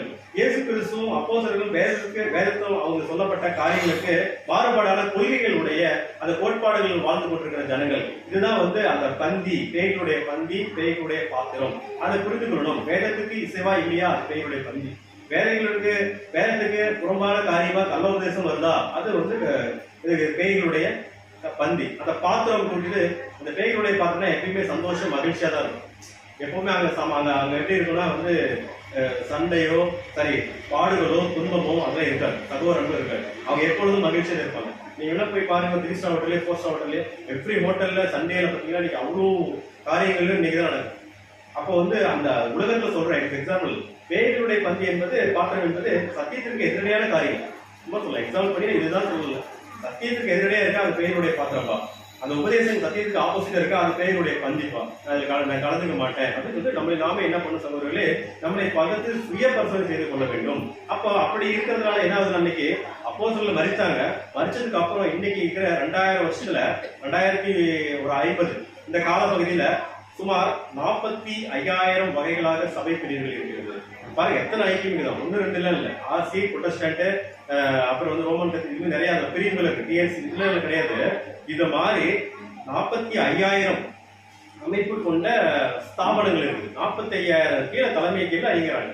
இப்ப நாமெல்லாம் எந்த தலைமை கீழே இயங்குறோம் அப்படின்னு பார்த்தா, நமக்கு ஒரே தலைமை ஆண்டவர் இயேசு கிறிஸ்துங்கிற தலைமை கீழே இயங்குறவர்களா இருக்கிறோம். அப்ப பைபிள் ஒரே பைபிள் தான், ஒரே சத்தியம் தான். ஆனா எத்தனை பேர் 45,000 வகைகளாக இருக்கிறது. அப்ப எவ்வளவு மாறுபாடான உபதேசங்கள் இருக்கும். எனக்கு ஒரு உபதேசம் எனக்கு சரியா படுது மனித காரியம், நான் ஒரு சத்தியத்தை கொண்டு போய் நான் ஒரு ஐக்கியத்தை ஏற்படுத்தி நான் ஒரு அமைப்பா மாறிடுறேன். இது மாதிரி இருக்கிற ஒவ்வொருத்தரும் அப்படி ஜென்ரேட் பண்ணி இன்னைக்கு 45,000 அமைப்புகளா இருக்கிறாங்க. ஆனா பைபிள் ஒண்ணுதான். ஆனா யாருமே இயேசு கிறிஸ்துவும் அப்போஸ்தலர்கள் பின்பற்ற ஒரு அமைப்பா இல்ல அப்படிங்கறத இங்க பொருளாப்படுது சகோதரர்களே. அப்ப கோதுமைக்குள்ளே அங்க சாத்தான் என்ன பண்ணாங்க, அப்போஸ்தலர் மரித்ததுக்கு அப்புறம் கலைகளை விதைத்தான். அந்த கோதுமைக்குள்ளே என்ன பண்ணா கலைகள் அங்க விதைக்கிறாரு, சாத்தனை வீசுறாரு. அந்த ஒட்டுமொத்த மனுக்குலமும் என்ன ஆகுதுன்னா துன்பங்கள், வேதனைகள், பாடுகள் என்கிற சிறையிருப்பில இந்த அந்த ஒரு உண்மை சபை வகுப்பால கூட கலைகள் என்ன ஆயிடுதுன்னா எல்லாமே அந்த கலைகளை பின்பற்றும் போது நம்ம பாடுகளுக்குள்ள போயிடும், ஆட்டோமேட்டிக்கா பிரச்சனைக்குள்ள போயிடுவோம். அங்கிருந்து மீண்டு வர முடியாது. நிறைய கண்ணிகள் வைக்கப்பட்டிருக்கும். அந்த கண்ணியை மாட்டி என்ன பண்ணும், அதை நம்ம கண்ணி ரிமூவ் பண்ணி வராங்கன்னு சபை வாய்ப்பு முடிஞ்சிடும் சகோதரர்களே. அப்போ இந்த ஒட்டுமொத்த மனுக்களும் கூட எப்படி இருக்குன்னா துன்பங்கள், வேதனைகள், பாடுகள் என்கிற சிறையிருப்பிலே சாத்தானுடைய பிடியில் இருக்கிறார்கள். ஒட்டுமொத்த மனுக்களும் நாமும் அப்படிதான் இருந்தோம், அங்கிருந்து மீட்டெடுத்து வந்திருக்கிறோம். அப்போ எகிப்து குறிக்குது உலக ஜனங்களுக்கு அடையாளமா இருக்குது. எகிப்துல இருக்கிற இஸ்ரேல் ஜனங்கள் இந்த சிறையிருப்பையில என்ன பண்ண மோசே மாட்டினார். இப்ப இந்த உலகத்தில் வாழ்ந்து கொண்டிருக்கிற நாமெல்லாம் எப்படின்னா பிதாவாகிய தேவனுடைய புத்திரர் இருக்கிறதுனால இயேசு கிறிஸ்து மூலமாக நம்ம என்ன இந்த சிறையிருப்பை மாற்ற பிதாவாகிய தேவன் வல்லவராக இருக்கிறார். அது போல ஃபர்ஸ்ட் எப்படி தலைச்சன்களுடைய நிறைவு ஏற்படுதோ, ரெண்டாவது இந்த என்ன பண்ணும், முதலாவதுல தலைச்சன்கள் நிறைவு ஏற்படும், அதுக்கப்புறம் அந்த மனுக்குலத்தின் நிறைவு ஏற்படும். இந்த சிறையிருப்பை தேவன் மாற்றி இருக்கிறார். இந்த 2 பேருக்கும் சிறையிருப்பு இருக்கு, அவங்கள தேவன் மாற்றி இருக்கிறார். இந்த பஸ்கா ஆடாக ஆண்டவராக இயேசு கிறிஸ்து அந்த தலைமை பஸ்கா ஆடாக ஆண்டவராக இயேசு கிறிஸ்து அவர் அடிக்கப்பட்டிருக்கு. அவருடைய சரீரமாகிய சபையும் இங்க அடிக்கப்பட வேண்டியதா இருக்கிறது. அப்ப பஸ்கா நியமனத்துல நிறைவேறின பின்பு இந்த பஸ்காவுடைய நியமம் என்பது நிழல்ல பார்க்கும்போது இயேசு கிறிஸ்து மட்டும் அங்க மரிச்சாரு. ஆனா நிஜத்துல சபையும் மரிக்கணும். சபை எப்படி மறிக்கணும், அந்த பாடுகள் உபத்திரன் வழியாக இது ரெண்டும் மறிக்கும் பொழுது சபை நிறைவாகும் பொழுது இந்த உலகத்துக்கு ஒரு பேர் அழிவு ஏற்படும் சகோதரர்களே. அப்போ அது மட்டும் இல்லாமல் அதை 1000 நற்சாட்சியில இந்த ஒட்டுமொத்த மனுக்குழுக்கு கூட ஆசீர்வாதம் போடுவாங்க. அத்தனை ஆசீர்வாதம் பெறப்போகிறார்கள். எல்லோருடைய சிறையிருக்கும் பிதாவாகிய தேவன் மாற்ற வல்லவராக இருக்கிறார். ஆமென்.